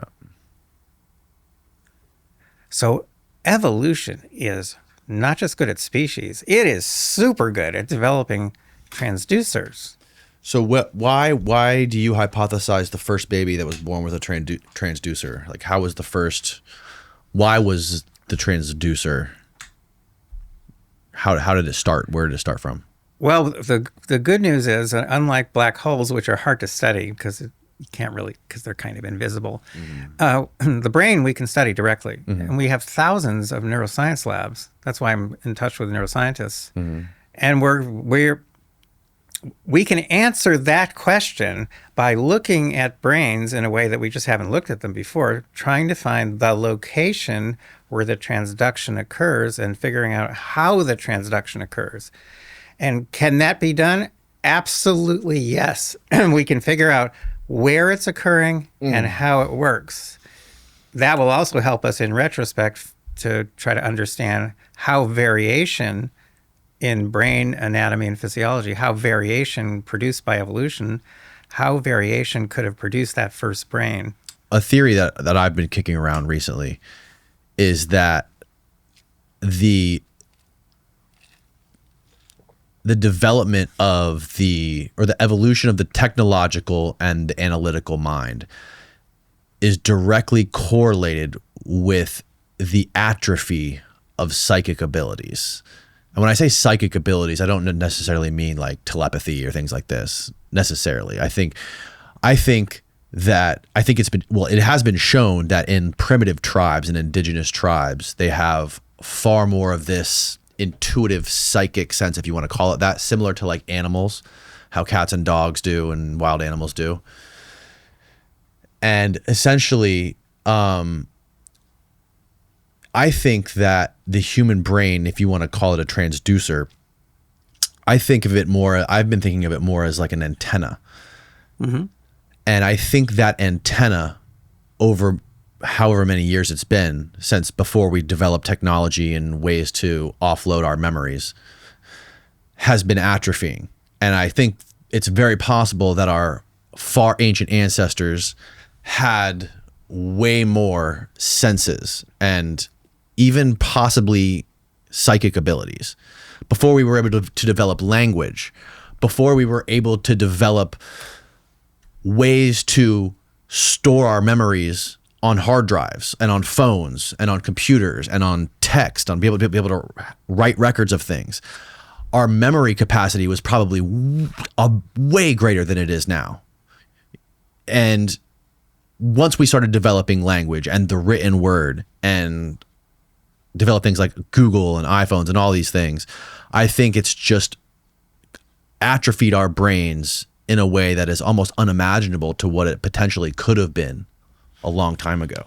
That's entirely possible, but it's not testable. So the Sure. reason why NTT appeals to me as a scientist is because it is testable. And again, it explains so many diverse things that you normally don't think of altogether. So for example, it takes care of Darwin's uplift problem. That's his biggest problem in his book, is that he can't explain the uplift. And to this day, evolutionary biologists cannot explain the uplift. And chimps are still... What is the uplift? That's going from chimp level intelligence to human level intelligence. Okay. So this huge gap. NTT takes care of that. NTT takes care of the Fermi paradox, because you realize that in other words, if you could just dart around the galaxy and look at planets, it means you'd find lots and lots and lots of chimp level intelligence, but probably very, very few examples of human level intelligence, because that for that transducer to occur is a very, very rare event, extremely rare. So you end up with thousands and thousands of chimp level intelligence all over the place, but that means they don't have electricity, they don't have space travel, so Right. that means we don't see them. But it explains telepathy. Where telepathy actually occurs, a simple explanation is neural transduction. It explains dreams, the unconscious state. That's really simple. And we'll be able to find the biomarker for it, because that when we become unconscious, it means there's a temporary break in the transduction pathway. And we'll be able to find it. No one's ever looked for it before, but we have the labs now, we have the equipment, we have access to the subject matter, which is the brain itself. So I could go on and on, because literally my staff has come up with 58 mysteries, 58 human mysteries. You meet someone and you feel like you've known them forever. Yeah. Well, that's easy. So really tough things like comas and people who come out of comas. At the moment, that's a complete mystery. But if we actually understand, if we find evidence that transduction is occurring in this way in the brain, and we can find the pathway. Now, there's another very cool aspect to this, which is what this conference is going to be on next year. Once we have some idea about where the transduction is occurring and how it works, we can simulate it outside the brain. So think about it. What's this? This microphone is a transducer. Like your antenna idea, it's a one-way transduction, unfortunately. It's only one way. Right. And the kind of transduction that I'm talking about, it has to be two-way. Okay. But the point is, we built this transducer because we knew about eyes and ears and all that stuff. And this is just an imitation of an ear. That's all it is. It's an imitation of an ear. Right. So once we know how this kind of interdimensional transduction occurs in the brain, how it's making it happen, once we know that, we should be able to simulate it. And once we can simulate it, that will allow us to communicate directly with the higher intelligence outside the brain and outside the limitations of the brain. In other words, we'll be able to talk to this higher intelligence and actually, if it's willing to talk to us, actually ask the big questions that are again complete mysteries. Where the universe came from, who's in charge, is there a God? The possibilities are endless. Once we are able to simulate this process, this will also help a lot of physicists out, because there are a lot of physicists, virtually all physicists believe now, that the three-dimensional space that we observe is not in any way indicative of the structure of the universe. Our concept of the universe is based on this tiny, very narrow range of electromagnetic radiation, a very narrow range of vibrating air. I mean, it's silly, really. And physicists, all three of the prevailing big models of the universe that physicists use, all three of them predict that there are other universes. But we don't know how to make connections yet, but the brain might teach us. It might help us to figure out how to make connections. There are some physicists who have ideas about how we might make connections. Have you ever talked to Gary Nolan? No. Should I? Yeah, I would check him out. He's a, I forget what his title is, but he's been doing research on the caudate putamen, and specifically how it relates to people who have paranormal experiences or UFO experiences. And what he found was that the density of the neurons in the this caudate putamen or basal ganglia, is the neurons are far more dense in these folks. And this is a study he's done across a number of people, and super relevant to what you're talking about. It is, but again, we're talking about correlation. Yeah. And so correlation is always very limiting. So we're saying people who have, who behave in a certain way, they have these characteristics in the brain which appear to be somewhat unique. Right. But that's just correlation. Right. So, as I say, what we're after is something very, very ambitious. 100 years ago, one couldn't even have begun to investigate something like this. But now the labs exist, the equipment exists. It's they're just being used for relatively trivial purposes. This obviously is not trivial. If we can find out where this is occurring. Crazy experiment. I don't like it, but imagine building a room that prevents this connection from occurring. That would mean that when someone walked into the room, their language and cognitive abilities would deteriorate dramatically. Ooh, interesting. Yep. So everything that happens, everything we do is being streamed. It's live streamed. Nothing is stored in our brain. Our brain's not a storage device. Positively, our brain is not a storage device. So, no, really, probably the best, or at least the most widely read piece I've ever written is called "The Empty Brain," and that's what it's about. And it was published in Aeon magazine, which is based in London. And when they posted it, which was 2016, I think, it crashed their server. It got 2 or 3 million views, I think, within the first day or two. 250,000 shares on Facebook. Wow. A lot of it critical, because what I'm explaining there is that there is no memory in the brain. And I'm also explaining that the computer metaphor that we use to try to explain how the brain works, it doesn't fit. It's not it's not even slightly valid. It's just a metaphor. Right. And that we don't know how the brain works.